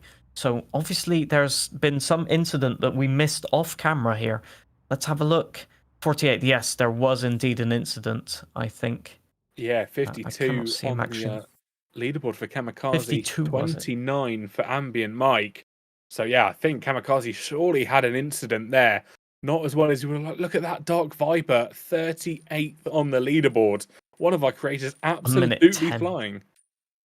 1 minute 10 worth of penalties for Dark Viper. That ouch. 26. I just saw Punji 26th. Punju's just incredibly consistent, even though he made mistakes. He's managing to keep it more consistent than the other drivers. I think that's what's incredible. He might maybe makes a few misjudgments of how much pace he can take, but essentially his speciality is just pulling back that pace a little bit and resetting, and then going again and finding the limit. Whereas the other drivers are pushing the limit every single corner, even after a mistake. Oh, I see what happened for Ambient Mike there. Just another case of momentum where the car starts to snap oversteer in one direction. He corrected it, and then it snap oversteered in the other direction, and at that point it's just going straight into a spin. Yeah, unfortunately. As we can see, Punju now onto the dry stuff as well. Yeah, he is now on the penultimate stage, stage number 7. So both of these final 2 stages equal in distance, looking about the 5-6 minute mark if they're on the quicker side, maybe into the 7s if they have a couple of incidents. But Punju is absolutely flying. The sun is shining once again in Japan, and Punju is in his happy place. Indeed, indeed, it certainly looks like it, but I don't want to put any more jinxes on him than I already have. So I'm being quite tentative here. It looks consistent, it looks drivable. Let's hope it continues that way. Obviously, they've just had a service, so the cars should be in the best condition they're going to be now for the end of the rally. And definitely a nice uphill stage after that rainy downhill stage will be very, very nice, because you can get a bit more of the grip. The confidence, the consistency comes back a little bit, and then you can use that to sort of rebuild your pace. Yeah, it's that mental preparation in a sort of respect. They've got to have a moment to step back, and that's what the service allows our drivers to do. Whilst their car is getting repaired, they can have a breather, a little bit of a sit back, take their hands off the wheel, reset themselves before they throw that car once again into corner after corner after corner. We've mentioned it in the previous stages. There isn't that relief. There's no straights, so to speak, in this Japan rally. They don't get that moment of reflection. It is relentless, corner after corner. I think Biru is on probably one of the only straights on this rally at the moment, and even that is into a high-speed right-left, and he finds the barrier in that BMW. But it is so tiring on our drivers. Yeah, they got incredibly lucky. B-Roy did, and Punju at the same time as well. They were both grazing the barriers a little bit there. B-Roy looks like he's pushing once again, and that's very encouraging to see, because I thought B-Roy might be very tentative for the rest of the rally, but it looks like he's trying to sort of recover, set some good stage times. Okay, the rally hasn't gone the way he wanted it to go, but there's still some power stage points up for grabs, so if you can get that confidence back for next stage. Oh, the line. I mean, and unfortunately, he's found the barrier.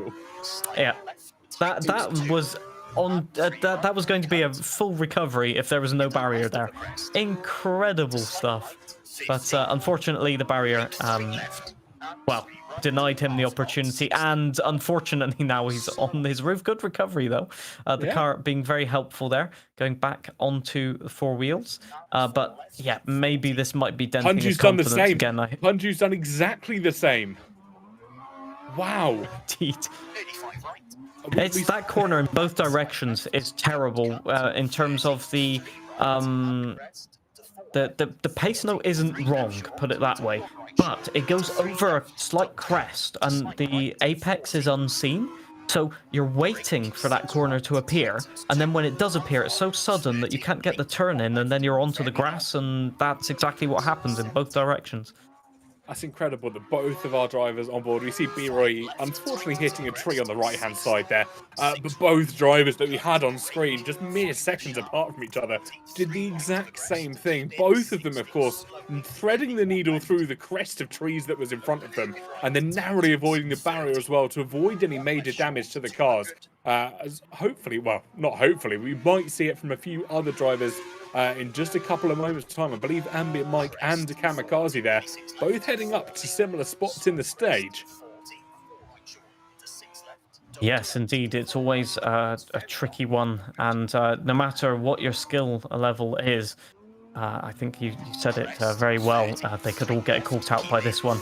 Ambient Mike, I think all 4 drivers on screen right now got caught out by that corner in the other direction. So actually, it's odds on for at least one of the 2 drivers at the bottom of the screen there to get caught out by it. I hope not, but yeah, the odds are not looking favourable.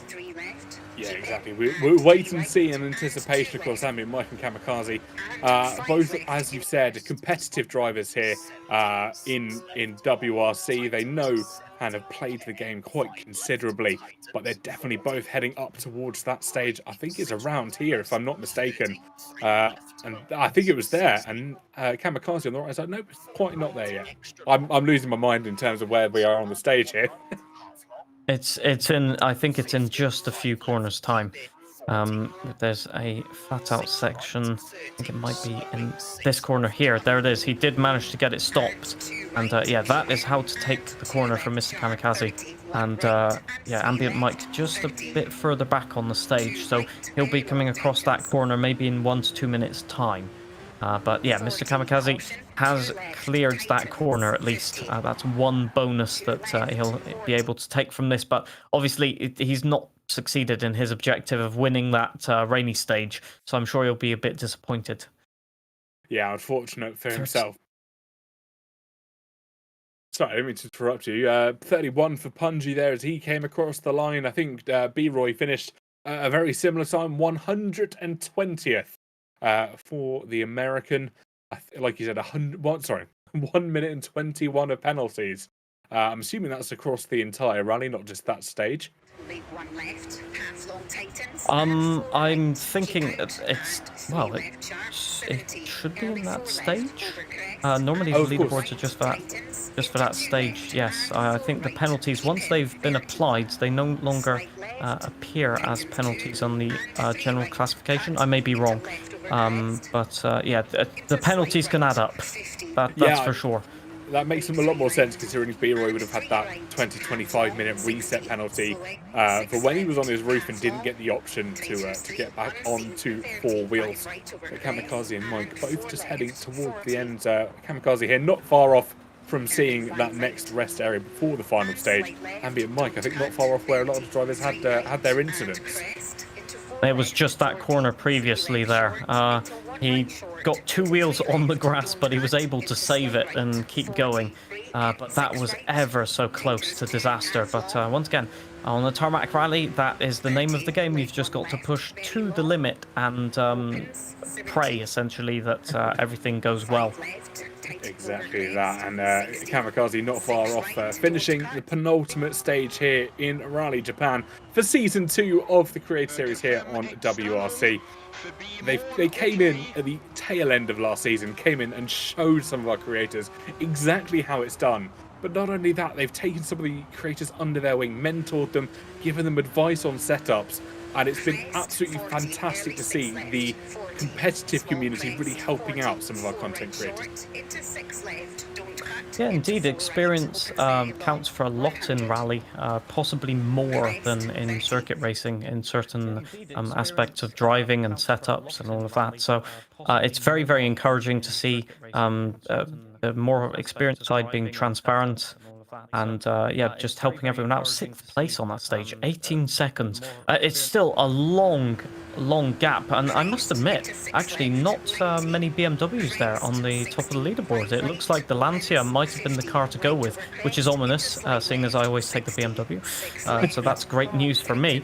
But it's especially with these cars, having a little bit of knowledge given to you and maybe a few tips and tricks can go a long way, just in terms of confidence in knowing what to do, how to save the car, or how to have a setup that doesn't try and spin you off every 2 corners. Unfortunately, it doesn't seem to have worked even for our experienced drivers today, but I think that's just down to the nature of the tyre wear and the difficulty of these stages.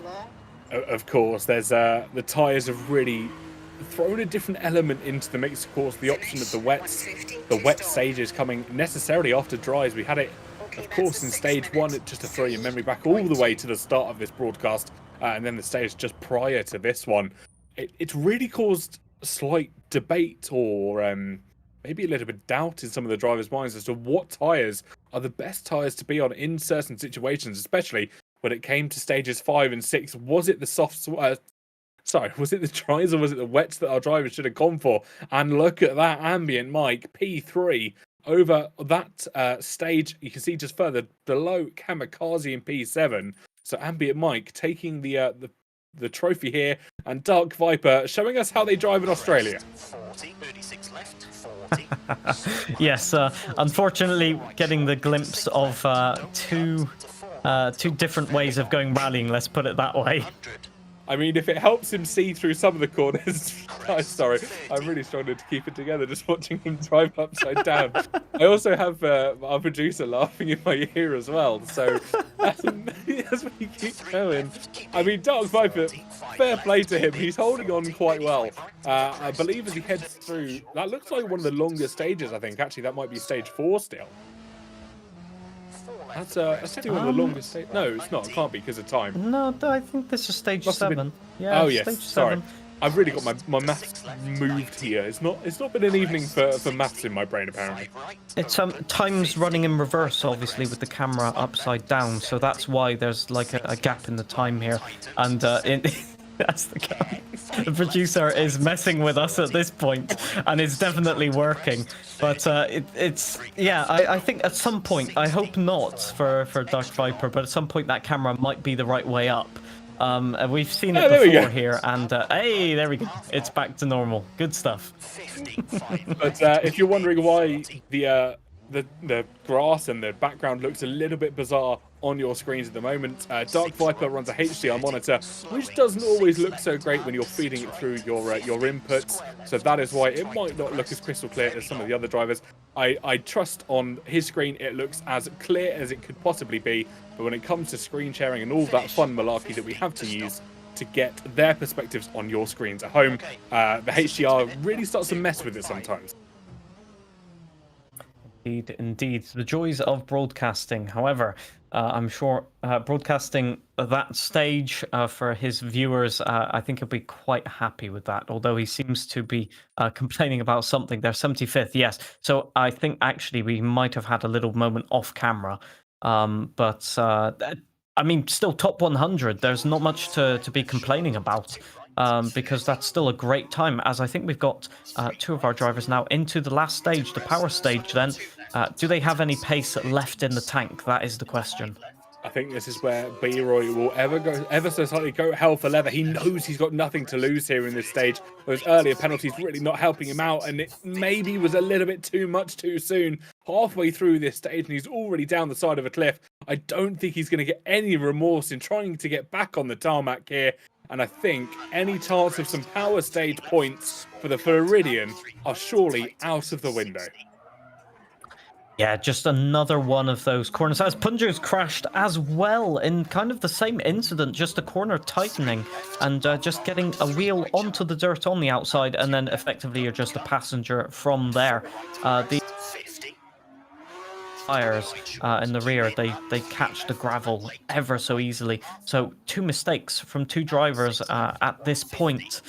It's not looking good for power stage points, but however, I will mention that they only are competing against drivers who have participated in the broadcast for points, as we have a separate leaderboard for that. So it could be, if everybody makes a mistake, they could still be on for some power stage points. Exactly that. It's still anyone's game when it comes to that. You don't know what the drivers behind you are going to do. Generally, you don't know what the drivers ahead of you have done until you reach that finish line. You can check the standings. B-Roy, I can't tell what he was about to do. I think he was trying to avoid the barrier there, but was trying to take potentially an esports line as he tried to potentially save himself, but nonetheless gets going again. With about half the stage to go, Punju over that halfway threshold, and once again, B-Roy on the edge of the so-called cliff, not going too well for himself. That was a bizarre incident where the car appeared to just slide off. I wonder if he has a puncture or something, because the car just appeared to just turn left. Yeah, it's happened again. He definitely has a puncture. 100% has a puncture. I think on the right rear, possibly. Yeah, I think you can kind of see the car leaning to the rear right ever so slightly. It just doesn't want to turn every single time he goes. There's been no indication, though, that he's got a puncture. Normally, it pops up, I believe, on the left-hand side, just a little quick prompt to tell you, hey, you might want to change that tyre. But nothing so far on B-Roy's screen. Punju, though, making his way through the stage without any issues as far as this stage goes.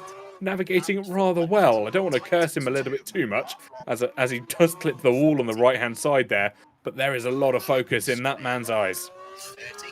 Yeah, it looks like the grip on this stage is a lot less than the previous stages. I'm looking at Ambient Mike's perspective as well. The car's all over the place. It just appears like this stage, for whatever reason, is very, very low on grip, and that makes it even more treacherous to push for power stage points. So definitely, I think we're going to see a mistake from most of our drivers here. Punjo seems to be, after that little mistake, he seems to be taking it a bit more consistent. Obviously, he knows now that the grip is not where he expected it to be. So maybe he's just doing his age-old strategy of, if I get it to the end, maybe I can bag a few points here. Yeah, exactly that. Obviously, we spoke to Dirk earlier. We heard his kind of philosophy when it came to Season 2. Just make sure that car gets home. Make sure you get points on the board. And I think Punju has potentially adopted a similar strategy after the earlier collision. He knows those additional power stage points might not be his, but as long as he gets the car home, that's what's important about Kamikaze there, I think, clipping the barrier on the left-hand side as we switch across to Punju, who's coming down on the final stretch. He's got a right-hander to go, and then surely just a few more corners to navigate before he crosses the line to finish up here in Rally Japan. Well, this is where he went off a few stages ago in the rain into the rice fields there. Kamikaze did a full 360 there, clipping the barrier, so that's not good for his time on this stage as well. So of the drivers which we've seen at the moment, it's been 4 mistakes out of 4. This stage really unforgiving. Not Kamikaze, Mr. Punju, completing that last section without any mistakes there, and across the line in a 6:35. What will that be able to get him in terms of points? We'll have to wait and see, as Mr. Kamikaze does another 360 in the stage, slightly off camera there. But it goes wrong so quickly, doesn't it?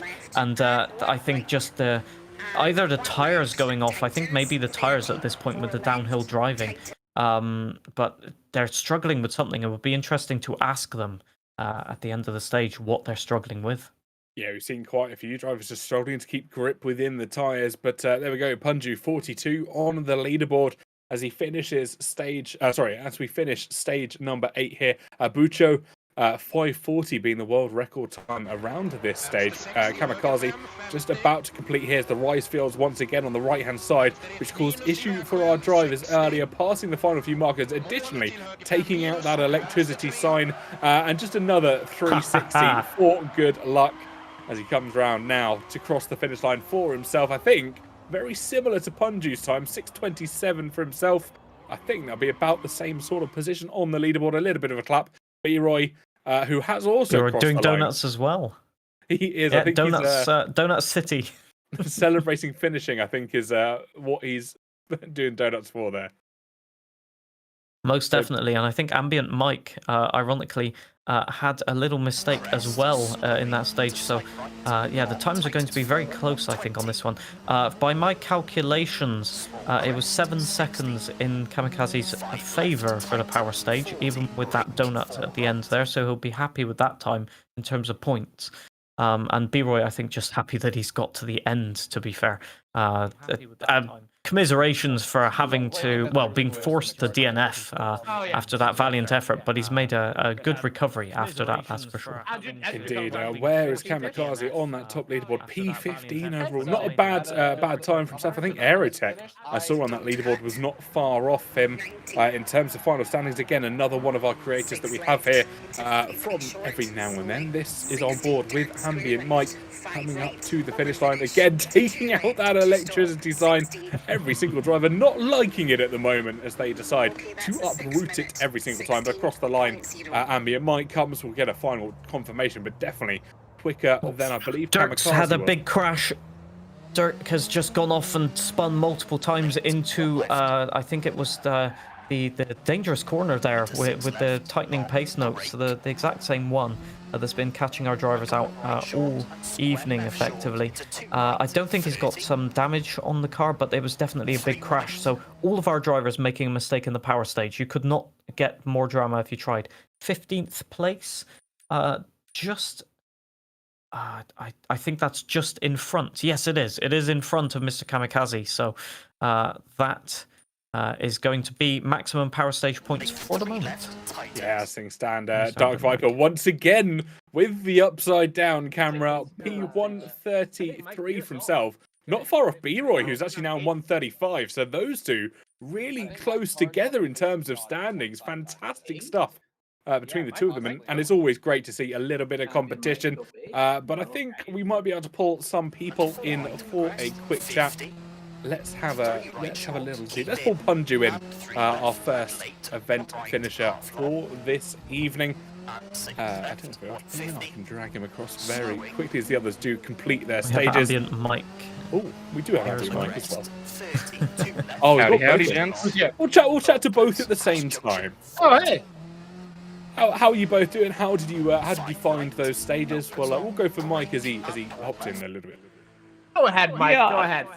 It was honestly pretty decent. I had one spin on the final stage, and I had the same exact mistake that you guys saw on. It was about stage 3 with that tightening corner. Unfortunately, went a little wide. Is it a there, right but 4, Mike? I believe it's a right 4 over crest. Over a hill, and there's like a death sign on the outside on the left? Absolutely. The I one. may or may not have and done only. the same thing. We're both stopping for a little teppanyaki. But That corner yeah, caught pretty out good everybody, stage. effectively. Yeah, okay. Yeah, it seems like that is a, I don't know, maybe a little bit of a missed call or something. Because definitely caught a few people out. But otherwise, pretty decent stage. Yeah, not too bad. The previous one, I was actually 3rd overall, which felt pretty good. So, solid rhythm. In fact, as we see, fun little spin. That's the second time today that you have commentated on your own mistake in the replay. Commentator / scuff driver. Your driving was anything but scuffed, dude. I think you just got 8th overall in the entire club, so that's incredible, dude. Well done. Well Thank done. you. Yeah, quite pleased with that. Honestly, it's with the amount of practice and problems that I had, I think I got to be happy with that. Yeah, that's bad. I had my worst Creator Series run of all time, so yeah, it's one of those days. But it was fun. It was definitely fun. I'll give it that. It's really hard, but really fun. So rear-wheel drive cars, your preferred cars then? No, not even slightly. I avoid them like the plague if I possibly can. I try my best to stay so far away from them. But of course, I knew it was going to be a fun combo, so I was like, you know what, I got to give it to the people for this one. Thought it'd be hilarious to put it on an asphalt track as well, just to really, up the insanity. And that was a huge mistake. I really just did myself in more than anything. But you know what?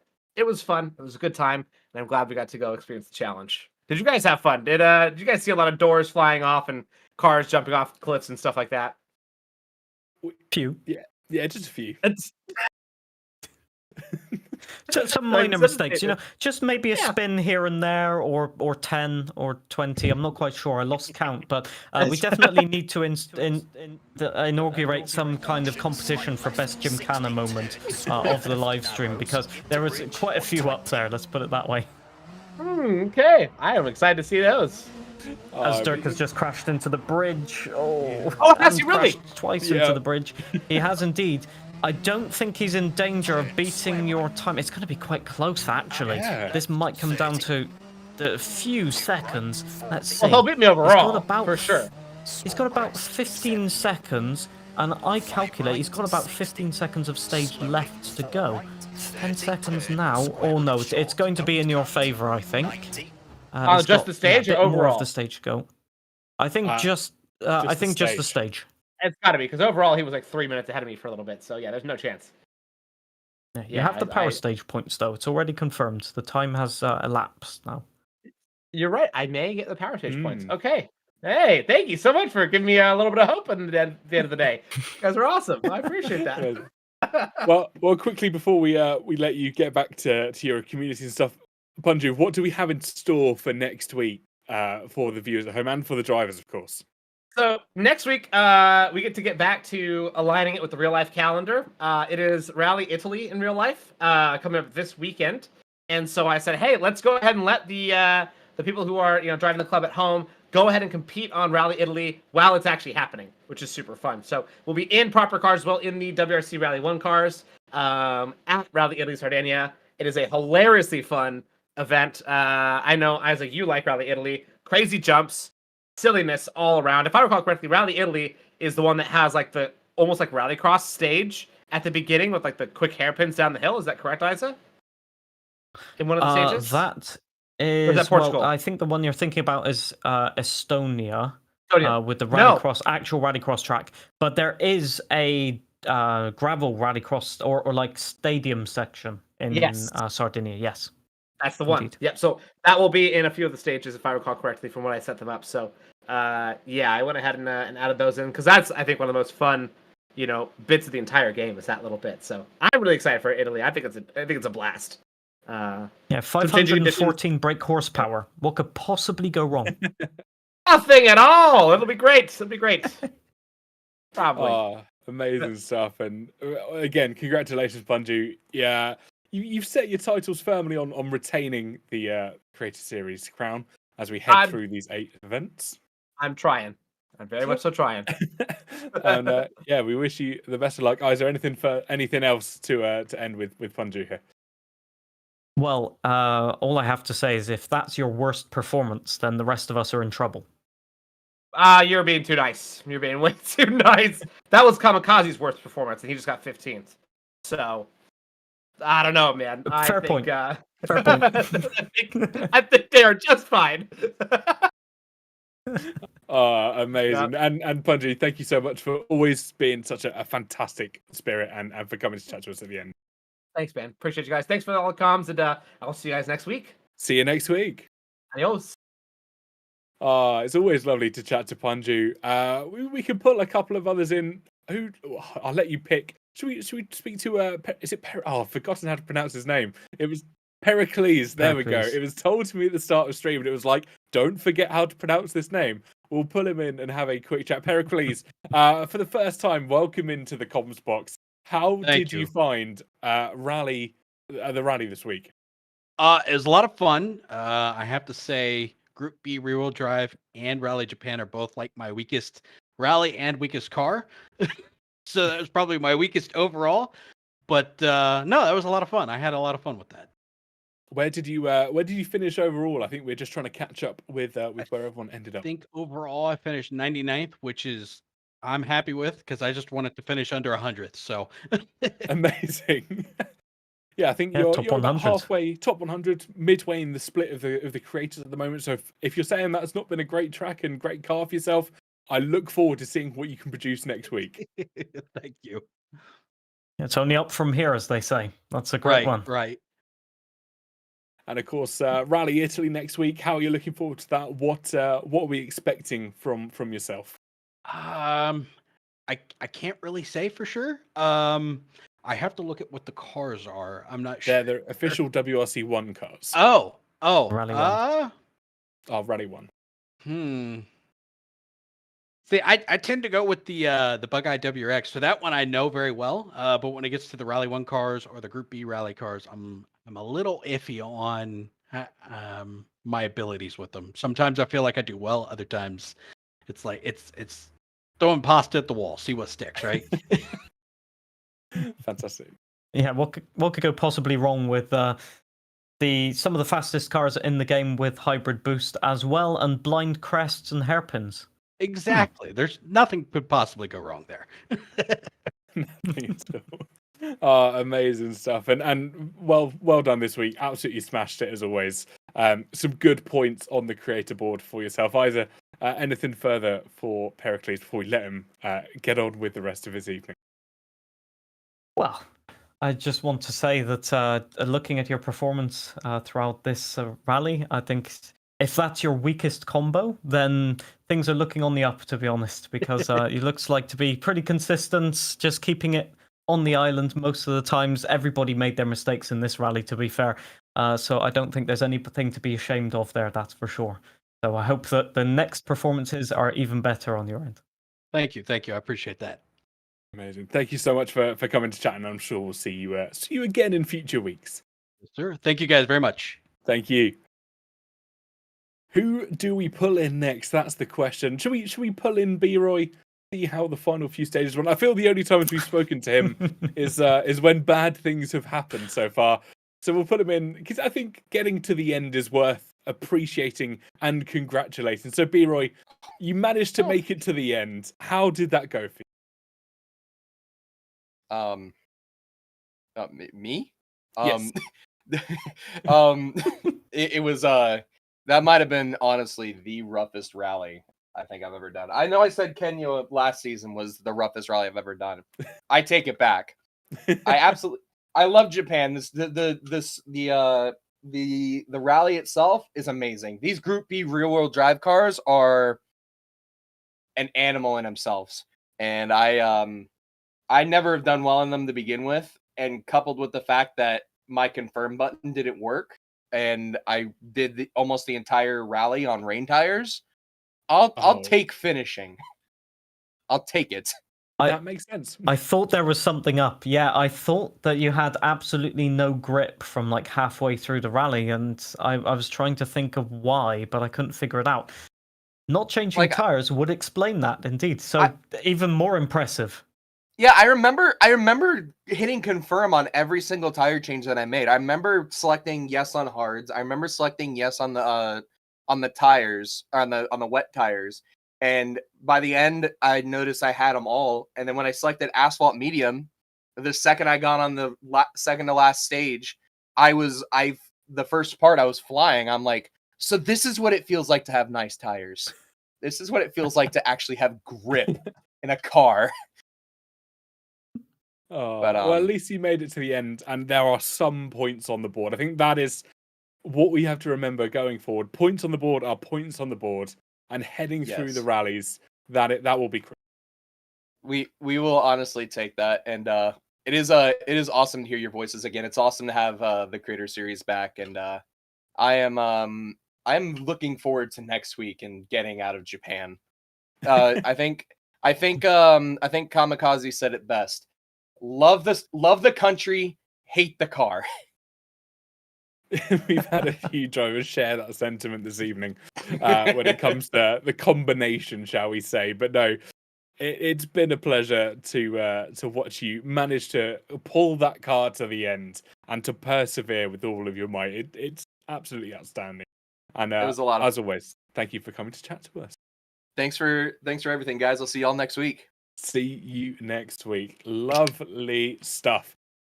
I think we've got time potentially for a couple more chats, maybe one more chat. I think we haven't spoken to Viper yet this evening, have we? I don't think we have, actually. So let's see. I know he's muted, but let's see if we can pull him in. He's not deafened. So I wonder if we can pull Viper in for chat. Viper, I don't know if you can hear us or if you're going to be able to respond, but how did the rally go for yourself? I was doing so well. I did the whole first stage. I didn't hit a single wall, like the best I've ever done. And then literally the final turn before the end, I found a gap between a barrier and got terminal damage, and it ruined the rest of the rally. And then I forgot to change from wet tires for the two long ones, and it just was awful to drive. I have a quick question from the production booth as to why you're upside down. Is it for aerodynamics? Is it for speed, skill? Oops. I don't know. Am I? Your camera at random intervals this evening would just flip 180 degrees, so we'd cut to you, and you are currently on our screens. You are upside down. That works. Do you want me to do a handstand so you can see me the right way up? But no, production has just mirrored the camera upside down. That's why I kept crashing, guys. All the blood was in my head. But no, we've been following your adventures through Japan. Obviously, slightly close calls, some more adventurous trips through the grass and the gravel.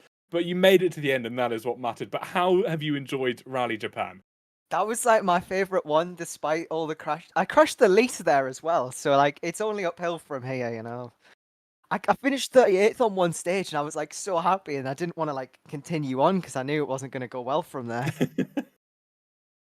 It seemed like you were getting caught out as the same thing as everyone else. It's just the snap oversteer. The one thing about these cars compared to every other class in the game that I can think of is that rarely can you actually catch oversteer. You have to just drive it so clean and consistent. And one of the things of Japan, especially, possibly one of the worst combos for this car class is that there's a lot of debris and dust and gravel, in fact, grass even, on the outside of the corner. And once you get the wheel on that, we saw it so many times, not only with you, but with other drivers, just spinning off the road with nothing else to do. So I certainly agree with you when you said that the pace looked really, really good. Just getting caught out like everybody else with this unpredictability of both the cars and the weather as well.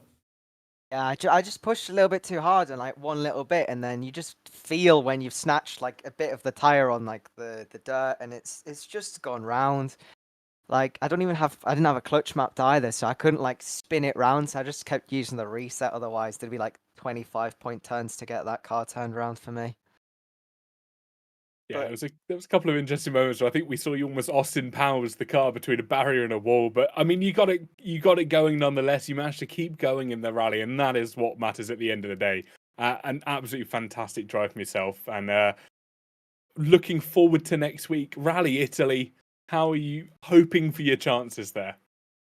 I believe I've actually a third of my hours on this game now. We're going into practice in that combo, so hopefully. If I don't practice next time, we'll see, because clearly practice didn't help me. I've spent so long though, like it just like I don't know what it was. I just couldn't get on the day. I couldn't perform. Kind of like playoffs with my Miami pit stops. Oh, pain. Yeah. Sometimes it just doesn't gel. You know, we've seen it in real life. We've seen it in many competitions where a certain car class just doesn't suit you. Yeah. Dirk did so well. I finished out of B-Roy. That's all that matters, guys. That's all that matters. Thank you, though.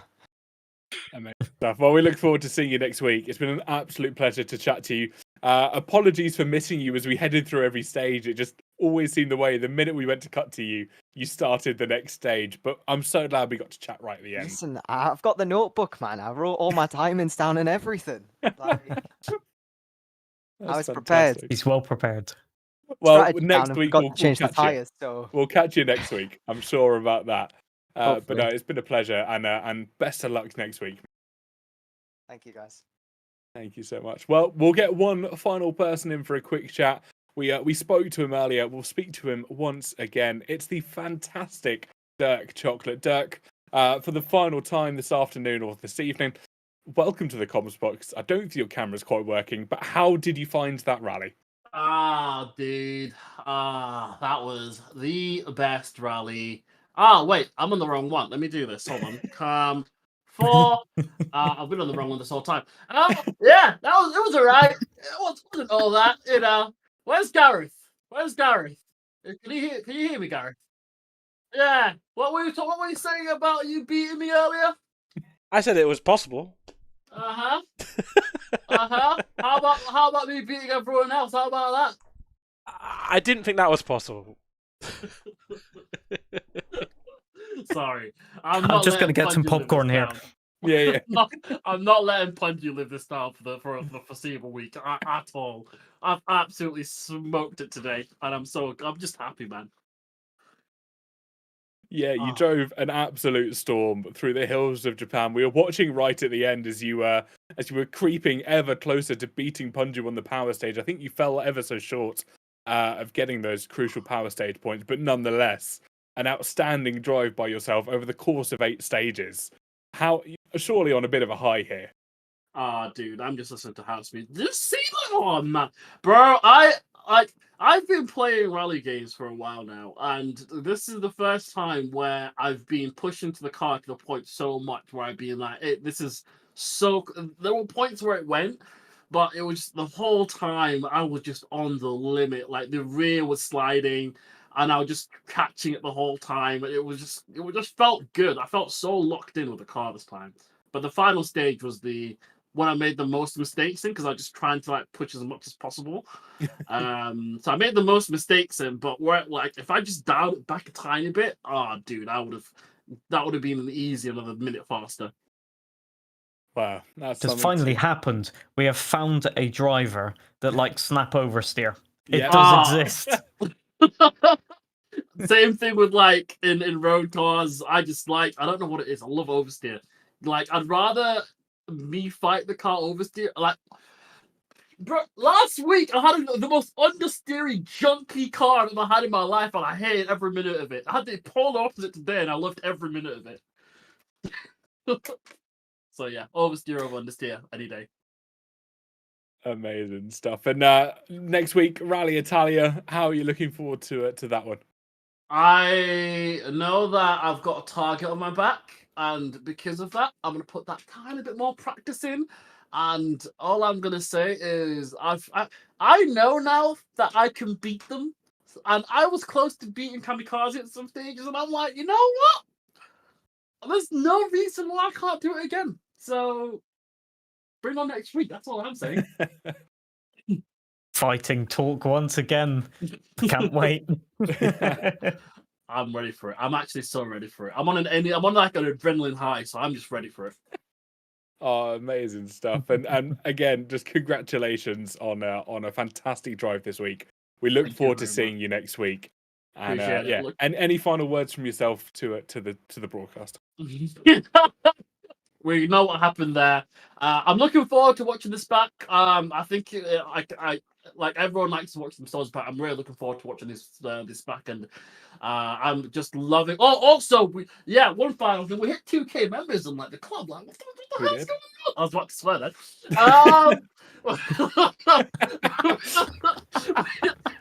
We hit 2K members, so I'm loving that so many people are getting involved that are watching, and it's really much appreciated.